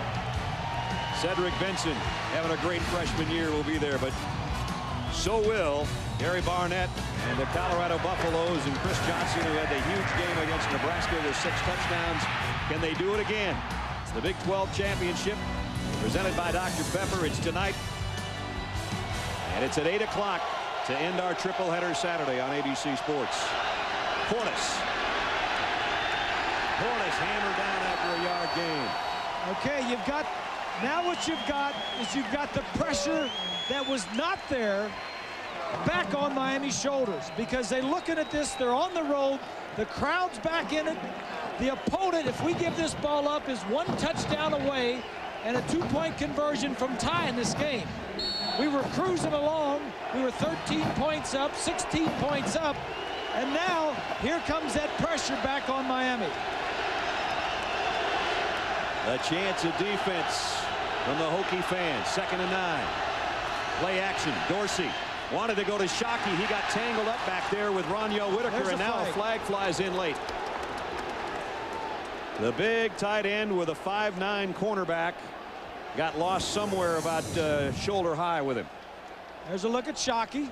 That jam is okay. That one is not, because the ball is in the air. Pass interference against the defense. Spot foul. First down. First down, Miami by penalty. Whitaker knows it too. He knows he got that last hand in there. Well, he says it's either that or let him go down the middle of the field and catch a big play or a touchdown. Only the 2nd penalty against Virginia Tech, but it gives Miami a first down. Well, you've got single coverage out here on the wide receiver, and you've got like 9 guys to stop the run. Run it they will. Portis hit by Pugh first, I think, again. And Housewright, the linebacker. Bob and Brad, if Virginia Tech is able to stop them and get the ball back on offense, it is questionable whether or not number 7, Kevin Jones, will be of service to them in the ball game. He has a sprained right ACL shoulder. So he is sitting on the bench, and it's questionable as to whether he'll return in the ball game. The reason he was holding what we thought was his wrist was just to keep support on his arm. It's his shoulder that hurts. Thanks, Swanee. 2nd down and 9. Miami takes a timeout. The guy short out there, Bob? I think he was lined up on the wrong side. So we got a timeout with 6:58 to go. We'll be back. 7 minutes. The trip to the national championship, but Miami's clinging to this lead.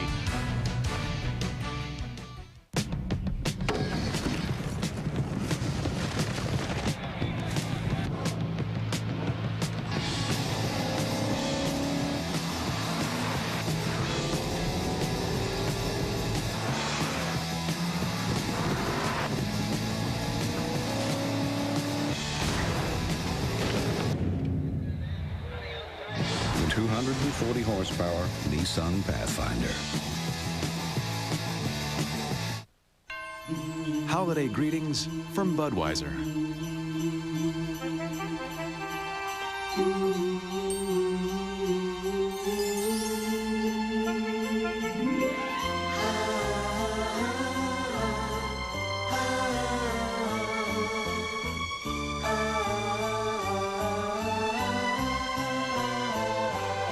our family to yours, we wish you a very safe and happy holiday season. I know the restaurant business. I do not know insurance. Our business has grown. My children have grown. We figured this would be a good time to reevaluate everything. Our Prudential agent made it easy. She explained it to me in such a way that I felt totally comfortable. It's all on one piece of paper. You can see right where you stand. You're going to walk away with peace of mind. Why didn't I do this years ago? Call 1-800-THE-ROCK for your free life insurance needs analysis from Prudential Financial.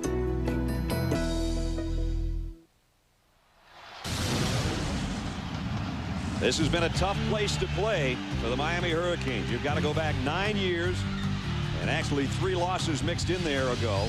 And guys like Lamar Thomas and Gino Torretta and some of those familiar names from past seasons, that's the last time they won here, 92. They were #1 ranked that day. They're #1 ranked this day. No current Hurricane has ever won in this field, on this stadium, in this field. They've lost 5 of the last 6 games to the Hokies. 53,662 looking on to see if Miami can survive this game. They didn't survive that play very well. Whitaker from the backside makes the stop. It's 3rd and long. They're bringing everybody. You don't see any Hokies back here. You see Whitaker coming around the edge. He's the defensive cornerback. He's chasing the play down from the backside. It's tough to run against 10 guys. He's a little guy, but he's a fighter. And his uncle, Sweet Pea Pernell Whitaker, a fighter as well. Miami, 3rd down and 10. They need this play. Dorsey in trouble. Scrambles out. Finds a man across the middle, but it's incomplete. Sands couldn't hold it. And the Hurricanes have to give it up. Dorsey probably could have run for the 1st down. It was 10 yards. He had that much room. Take a look. He steps up. He's forced up into the pocket. I think that 10 yards, when he saw 41 house right out there, he said, you know what, maybe I can't get it. And a block kick. They got it. They got it, and they scoop it, and they're going to score it. Touchdown.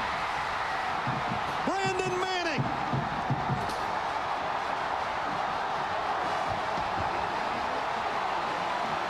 Beamer ball strikes again.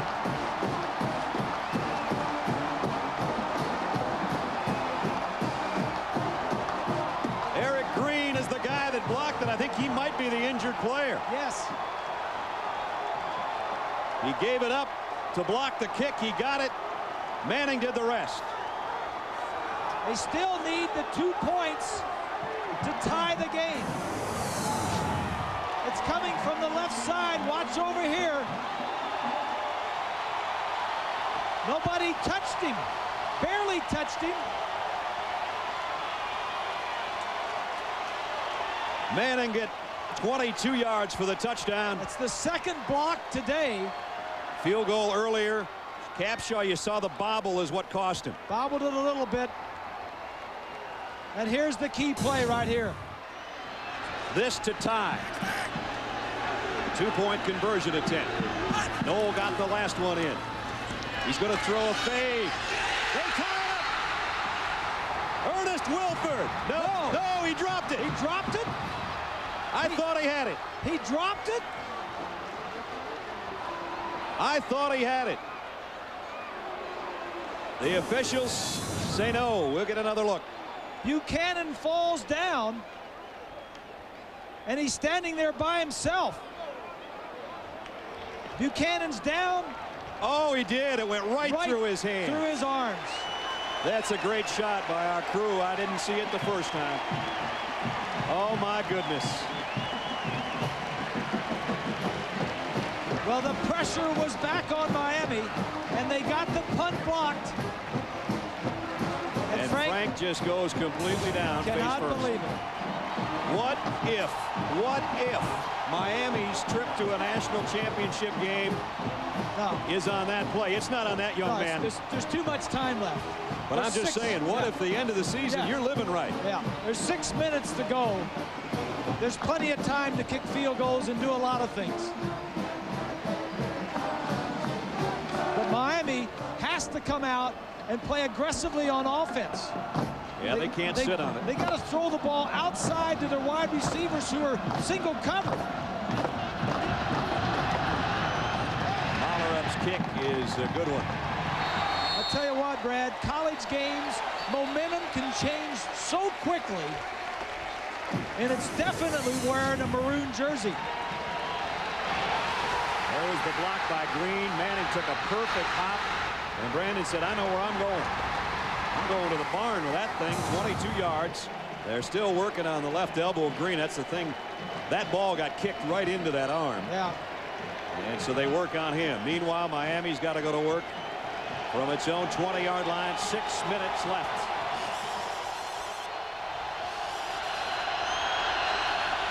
Dorsey on first down. Shockey couldn't hang on to it. And it was Whitaker there with him again.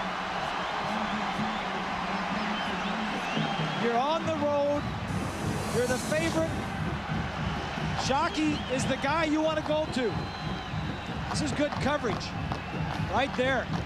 Had his hand on the backside, but he didn't do anything to Shockey until he knocked the ball away. Remember, Shockey caught 4 balls early for 60 yards and a touchdown. Nothing since. This is when big players step to the front. Dorsey on second down.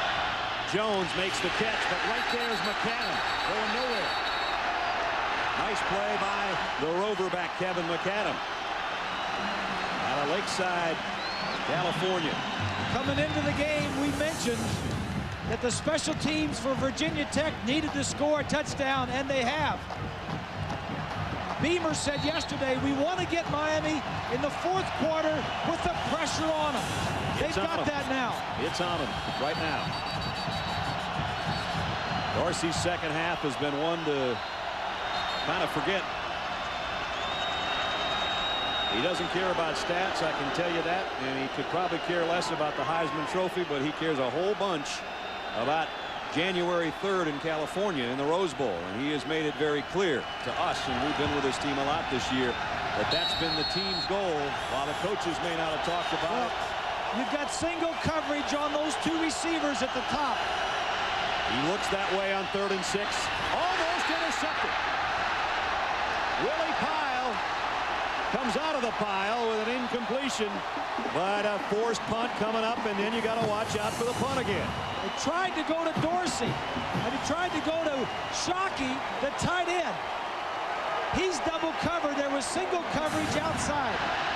Quickly for the punt. Both teams set up in a hurry for the kick. Capshaw, nobody back there. Davis just gets out of the way, and this is in Miami territory. It was an awful punt. Reputations of teams that block kicks, and then when you get one blocked, Capshaw didn't get it off very well at all. Only a 26-yard kick, and Virginia Tech, with 5 minutes left in the game, will start about the length of the football in Miami territory. Here's where the punt was blocked on the left side the time before. Now they come up the center. Do you notice Green on that play came from the same spot, didn't even use his arm, but he was still back out there. First down. Burnell, oh man, is he met in the hole? I think it's Vilma. All right, what you've got here now is the Miami defense has to come out and win it again. You know, championship teams, we're talking about teams that go undefeated. We came back to the defense, where your offense is maybe going to have some pressure on them. They're not going to make plays, but it's a defense that says you're not going to score on us. And that's where Miami is right here. No gain on the last play. Maybe the length of the football. We'll call it 2nd and 10. Burnell stays in there. Jones, remember, came out, as Swanee told us, with a shoulder injury. Noel to throw on 2nd down. Flares it out incomplete. Burnell is fullback's intended receiver. And McDougal got some pressure on Noel. He got dumped by McDougal. He got McDougal. That's happened to a lot of guys this year. So now the crowd is quiet. As I mentioned, Jones out with the slight shoulder problem. And now it's 3rd and 10, and the pressure is on Grant Noel, the quarterback. 3 wideouts for him, and he'll work from the gun. Down the middle he goes. Intercepted by Reed. Second of the day for Ed Reed. And Reed is just playing center field.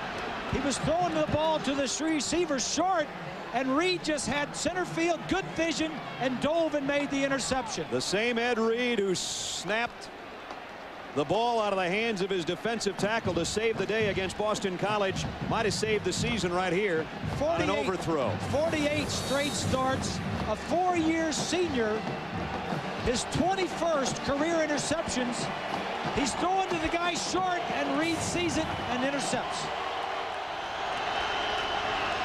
On the ground, Portis out to the 36, almost the 37-yard line. 4:10 left in the game. This game is very similar to the game they played 3 weeks ago against Boston College. Portis fumbled the ball, gave him an opportunity to go back. You can see him holding on to the ball there. Ed Reed's 21st career interception might have been the capper to get Miami to the West Coast, but they still have 350 to survive here. 2nd and 5. They lead by 2. Portis again, and he's got the first down out to the 45-yard line, make it the 46 before McAdam can bring him down. There's going to be close calls along the way. There was one at Boston College. There certainly is one here. Nebraska had theirs against Colorado and got beat. Florida had theirs at Auburn and got beat. Texas had theirs with Oklahoma and got beat. Miami is trying to avert that. Portis now joins Otis Anderson and Edgerrin James, some serious company. Plus, he's matched the single season record of Otis Anderson with his 8th 100-plus game today, and he just rips off another 14 yards. He's their money man right now, and he's playing like it. And it's Wilkins on the left side and Romberg, the center, that's doing the heavy work up front. Wilkins has done a nice job since taking over for Haji Razuli, who had the knee surgery that Swanee talked about earlier. And he's fit right in there, number 72. He's a big horse as well. First down, Miami. Williams in motion, flags down. Portis cutback run, and he got about 6 more, but again a penalty marker on the play. This might be a procedure call. Illegal shift call against Miami. Usually 2 guys moving at the same time. Illegal shift, offense. Player going down to a 3-point stance while players in motion. 5-yard penalty, remains first down. And Bob and Brad, just a reminder to the folks at home, the clock continues to run as Miami possesses its football, and the Hokies are out of timeout, so they don't have a chance to stop it. And it is running right now with 2:48 left. Taking their time is Miami with a 2-point lead. Dorsey milking the clock for all it's worth. He was looking to the receiver at the top of the screen because the defender was about 15 yards off of him and about 10 yards to the inside. All he had to do was pick it up and throw it out there if he wanted to. Najee Davenport, I think, got his knee tangled up there trying to throw a block, and he's slow to get up and limping, hobbling to the sideline. He's one of their offensive captains. Time permitting. Stay tuned for the Thrifty Car Rental postgame report. John and Terry will have scores and highlights from around the country. Of course, Oregon, Oregon State, or Notre Dame, Purdue coming up for most of you. And then the Big 12 championship at 8 o'clock tonight. Portis, and he runs into some heavy traffic that time. And Portis knows the only chance for Virginia Tech is a turnover. The only chance for Virginia Tech to win and Miami to lose this game now is a turnover and Virginia Tech pick it up and run it in.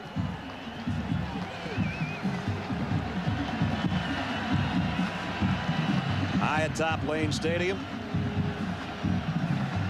That's the way you feel after you hit people for 3.5 hours. Your mind kind of starts moving on you. That's what it looks like inside your helmet after 3.5 hours. Portis got to the 45. That's it. David Pugh made the hit. And the clock down to a minute. All right. You've made your living on blocking punts. for the last 10 years. Frank Beamer told us the other day, you put the best people at the weakest spot who know how to block punts. He was talking about putting guys up the center because Miami had changed centers during the year. Harvey got hurt. Fantagrassa has been the center, but his hand has been broken. And he's been snapping. So all Miami has to do pretty much to win to go to the national championship game is get this punt off. 31 seconds right now.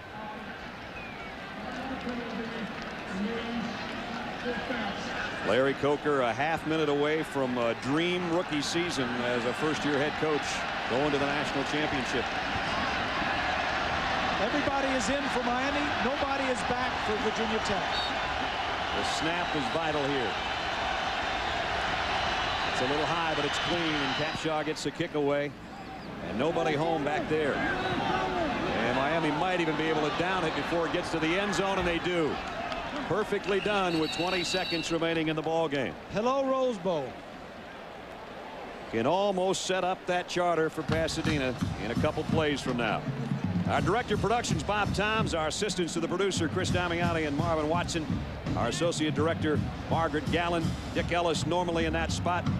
Our associate producer, Steve Fennick. Reggie Wade's our technical director. Up in the booth, Joe Sullivan helping us on stats today. But our head of stats is Patrick McGrath. The best spotter in the business is Clint Deans. Our game directed by Steve Bime and produced by Kevin Smolin. Coordinating producer of college football is Bob Goodrich, and the executive producer of ABC Sports is Howard Katz. It's all come down to 20 seconds on the regular season. Noel in trouble. Down he goes. Is it a safety? Not quite. And who else? We got no way to stop the clock. McDougal. The game's over. They might get a snap here. You can't ground it in the end zone. The receiver's not back yet.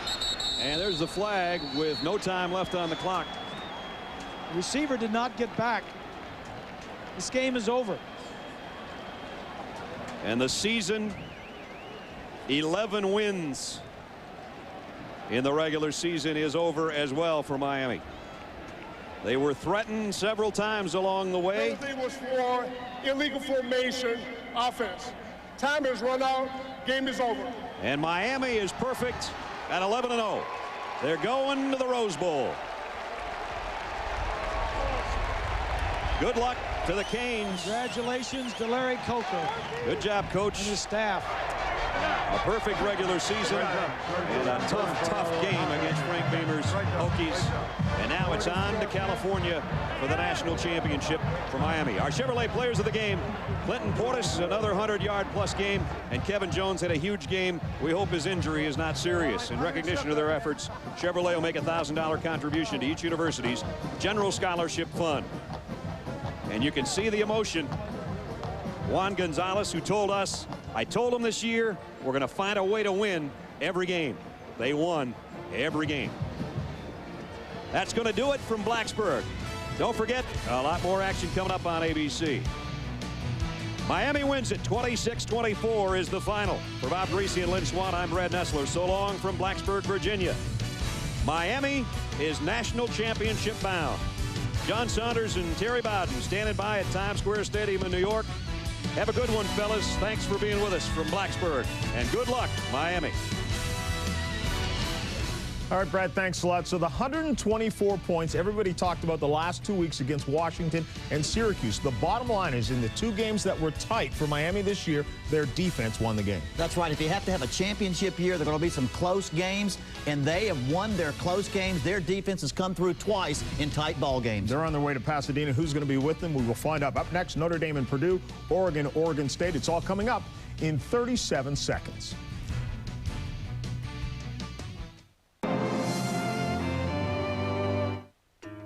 When reviewing the Lexus LS 430, Automobile Magazine said, no car in this class has more inviting leather, a more comfortable ride, a superior stereo, or a more logical navigation system.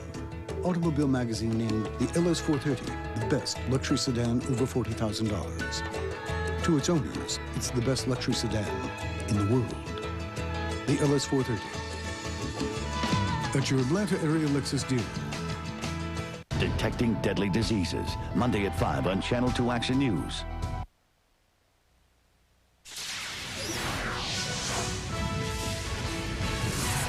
Of all the games played across the 105 years by the Beavers and Ducks, the ugliest was surely 1983. Bad weather, bad teams, a 0-0 tie. But oh, how things have changed. Final home game of 2001 for Oregon features sure legend quarterback Joey Harrington for the last time. Captain Comeback will forever be a vivid figure in Ducks football history.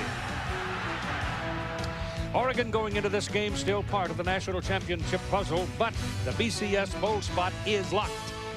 The Oregon State Beavers, shaking off a staggering start, have scored 94 points in their last 2 games, and last year knocked Oregon out of the Rose Bowl up at Corvallis. This season for the Beavers, not what was expected to be sure, but this game is a season maker for them. And there's plenty of talent and savvy to make it happen.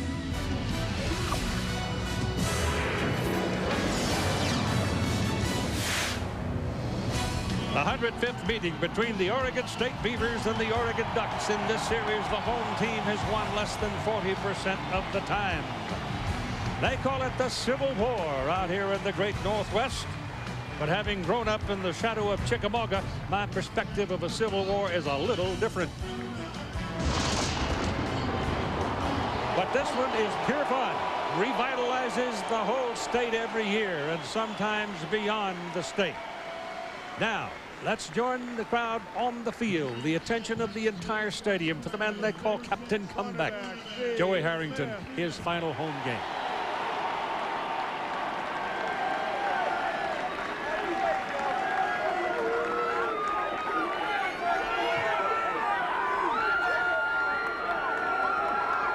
From Portland, number 3, quarterback, Joey Harrington.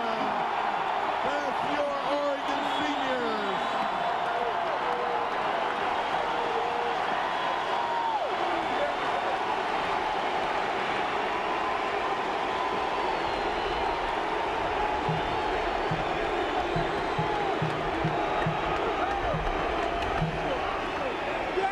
Well, they should applaud that kid because he's been a hero here a lot, hasn't he, Tim? He really is special, and he's the spotlight today. You know, he still believes they have a chance at the national title. The Heisman Trophy is within reach for him. But I think even more important than that, he has a chance today for redemption. Remember last year, he threw those 5 interceptions, and they weren't all his fault. Some were tipped, some were dropped, but it was next to his name. And he's thought about it all year, and he's dwelled on it. And look out today.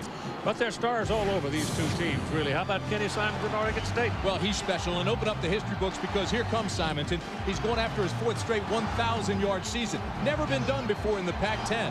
Only the 5th guy to ever do it if he gets it. He needs 113 yards. How many did he have in this game last year? 113. He's special. Little guy, but he's capable of a big day. Yes, he is. Well, I tell you what, there's enough energy here to move mountains. This place is really humming for the annual between the Beavers and the Ducks.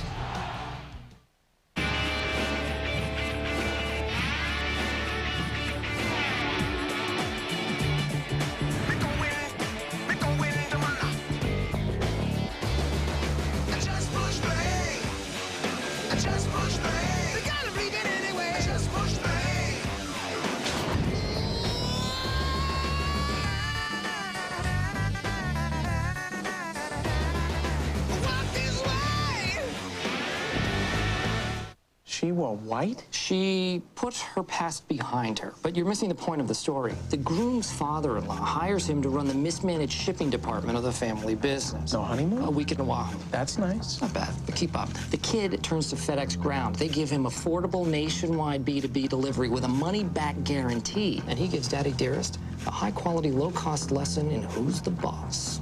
Who is the boss? The kid. The kid is now the boss? The kid is now the boss. That's the story?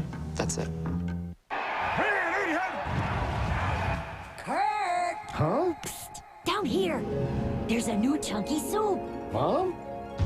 Huh? Don't fumble that bowl, baby. Whoa. Chunky Chicken and Dumplings is loaded with big chunks of chicken, veggies, and hearty home-style dumplings to fill you up right. Hey, your head's on my shoulders. Your head's on my shoulder, man. dumplings. New Campbell's Chunky Home-Style Classics. Like Mom used to make. What gets a child to college? The support of her family, of course. And now, the savings families can create with AT&T and You Promise. For every minute you spend on long-distance calls from home, AT&T will contribute to your child's You Promise college savings account. Get grandparents, relatives, friends to sign up, and their AT&T calls grow the savings even more. Because the more people behind a college student, the better.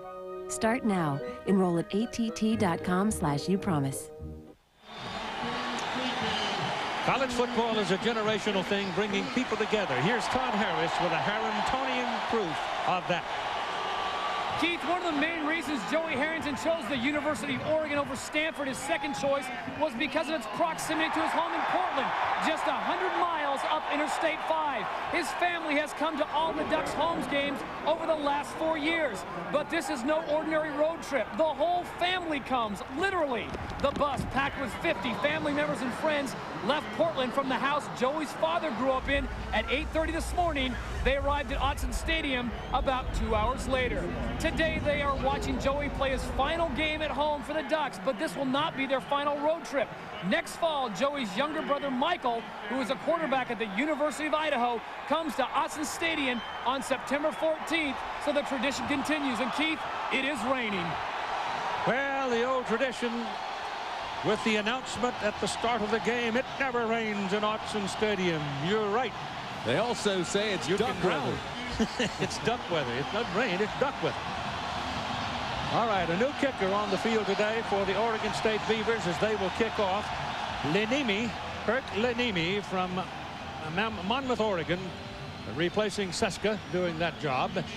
Alan Amundsen, number 34, and Sammy Parker, number 1, are the receivers for the Oregon Ducks. They will have the offense first today. And it'll be interesting to see how hot they come out. Remember, they've been off now for 21 days. Sometimes that can rob you of your timing. This is a surprise. I mean, Seska was all Pac-10 just last year, and now here's Ilnimi. Ilnimi kicks it high, and it's hanging up into the rain and the wind, and it goes to the 7-yard line to Alan Amundsen. Amundsen coming across the 25. Oh, what a hit at the 27.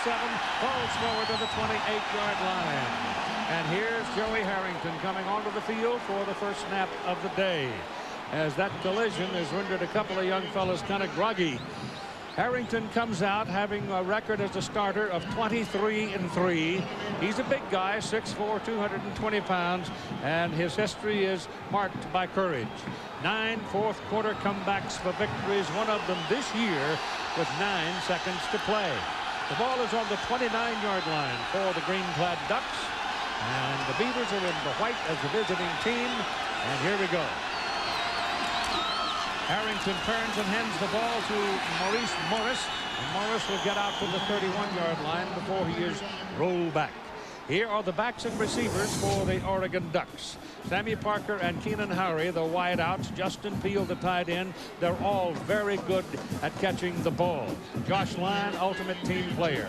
Ryan Schmid, the leader of the offensive front. That's a good offensive front. It's gotten better as the season has gone along. And a lot of those guys are pretty much interchangeable. They've all played more than one position. It is 2nd down and 8. Harrington again gives the ball to Maurice Morris, who was a senior from Chester, South Carolina, and he's to the 34 on that carry. The defense for the Oregon State Beavers, the 2 ends were key people, and they have evolved. Happy and Roselle. They had big shoes to fill, but they're starting to do that. The linebackers, the heart of the defense, Barnett, Ziegler, and Allen, they're everywhere and anywhere, anytime. Barnett once had 18 tackles in a game this season. Jake Cookus in the middle of the field. He's a hammer man out there. Newsom and Cookus are good safeties. They will support their corners. Weathersby, well-seasoned and made life miserable for Harrington last year. Harrington fakes it, pulls it down. The ball was slapped back in his face, actually. Noah Happy slapped it right back in his face, and Joey caught it, tried to take off, but the Beavers would have none of it. And so Oregon is 3 and out. Trying to get the ball to Keenan Howry, his #1 receiver, but the ball comes right back to him. Happy puts his hands up, jumps, gets in his way, knocks it right back to Harrington, who made the play. And here's the punt now. Ken Simonton is waiting under the punt for the Oregon State Beavers. That's a change. Not a particularly good drop and not a particularly good punt. Simonton disdaining the fair catch call, and he'll come back to about the 35-yard line.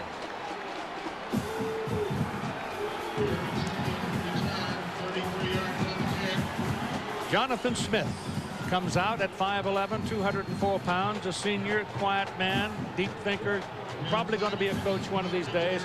24-13 as a starter, and he has had a magnificent career at Oregon State. He walked off and said, I'm going to play, and I'm going to start. And he has. Steve, this is a tough, aggressive Oregon defense, but they've given up a lot of yards in the air passing. They're showing 5 men on the front line and 8 men in the box.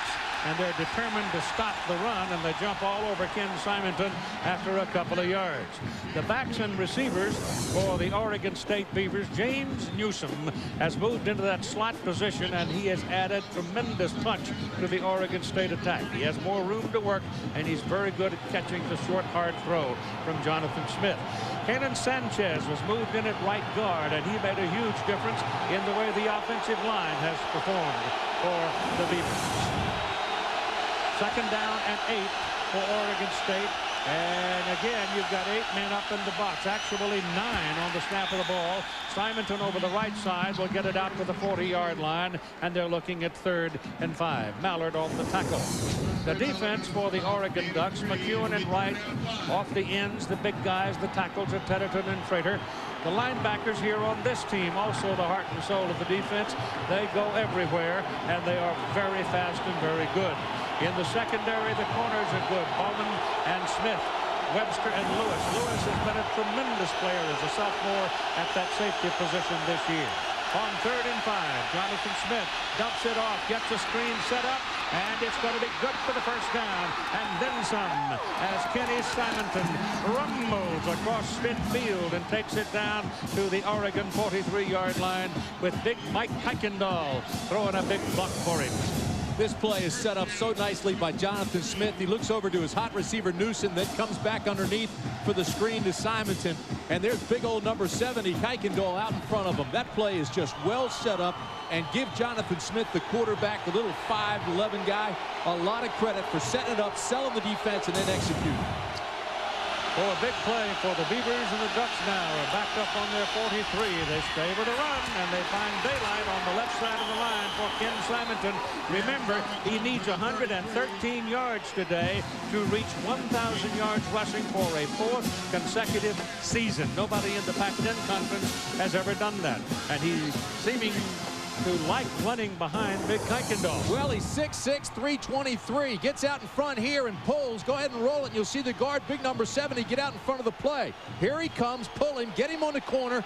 And Simonton is so quick. He's a full-speed decision maker. Was right on the tail of Kuykendall. It's 1st down at the Oregon 33-yard line for the Beavers. Their first possession of the ball game. That's Newsom in motion. They stay with a run. And it's Simonton coming around the left side. And he's down across the 30 before David Moretti makes the tackle for the Ducks.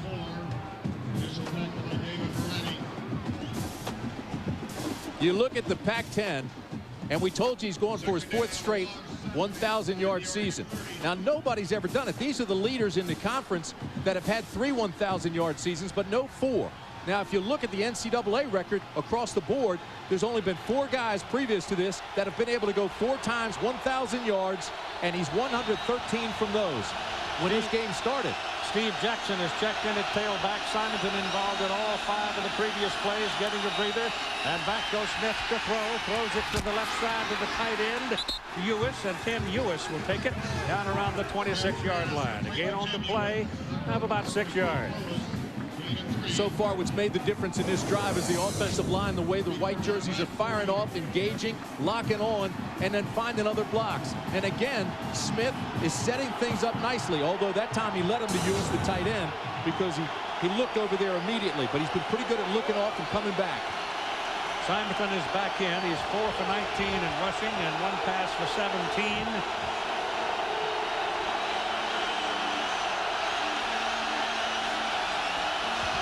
Third down and 4, and Smith on a roll. He's got the ball in the air, and he overthrows Ewis. Actually, Jonathan, who is not the fastest of the fast, could have run probably for the 4 yards. He also could have thrown it to Newsom, who was wide open, and Newsom's letting him know about it right now. He told him, he says, you know what, you got to come to me. Ledemy is in for a field goal try. 6-footer, 194-pound walk-on from Monmouth, Oregon. He's 1 for 1, made it from 21 yards in the last game against Northern Arizona. This try is from 43. Kicking for Oregon State, but he's a transfer from Oregon. Hold is good. The ball's in the air. It's plenty of leg. It's good. Wow. He nailed it. It was a rocket. And it went right through the uprights.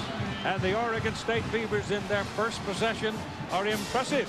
They take a 3-0 lead over the homestanding Ducks.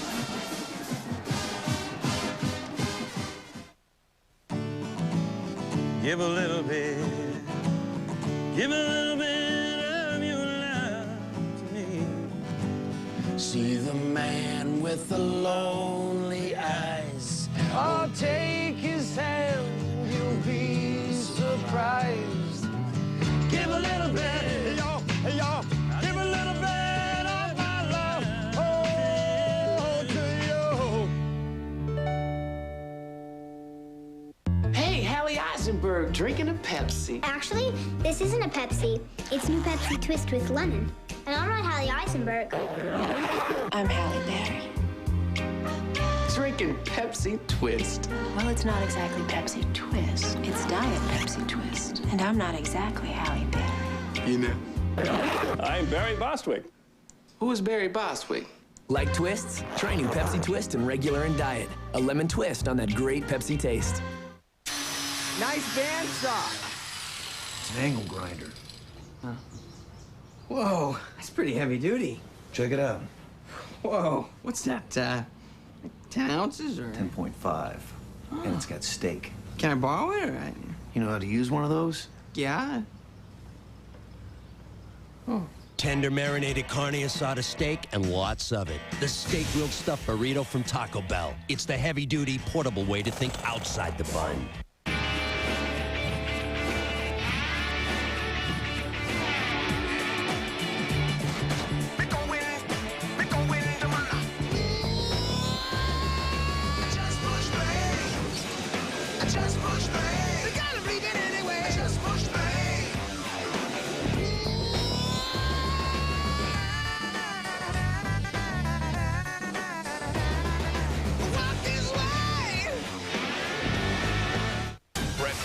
Company aimed to bang some Jags, but these cats might have a trap for the pack. Packers, Jaguars, are you ready? Monday Night Football at 9/6 Pacific. There's your weather story for today. Starting at 47 degrees. Probably won't get much colder than that, but the winds are going to gust and the rain is going to fall. And like we said, quack, quack. Ledemy, who hit that 43-yard field goal. He's starting in place of Ryan Seska, who has not had a good late run. He missed the 2 field goals in the USC game that could have won that ball game for Oregon State. And so we've got a new place kicker out there today for the Beavers, and he just paid off. He's, I tell you, that field goal he hit from 43 yards was a difficult angle. He had some pressure on him, but Ledemy's got a strong, strong leg. Eric Williams has come back to hold the ball. The wind keeps blowing it off the tee, and that is hanging up, going with the wind. The ball's fumbled into the end zone. Alan Amundsen is going to put a knee down, and the Oregon Ducks will come out to the 20-yard line, first down. ABC Sports presentation of college football. Brought to you by Dodge. You can take life as it comes, or you can grab life by the horns. Dodge. Beechwood aged Budweiser with a crisp, clean, and refreshing taste known only to the king of beers. Circuit City, we know how you feel. That's why we're here. Circuit City, we're with you. And your Morgan Stanley financial advisor, who will never let you lose sight of what you're investing for. Ontario Smith is the single back now for the Oregon Ducks. Joey Harrington rolls out, throws the ball to his tight end, Justin Peel. Peel leaves the ball on the ground.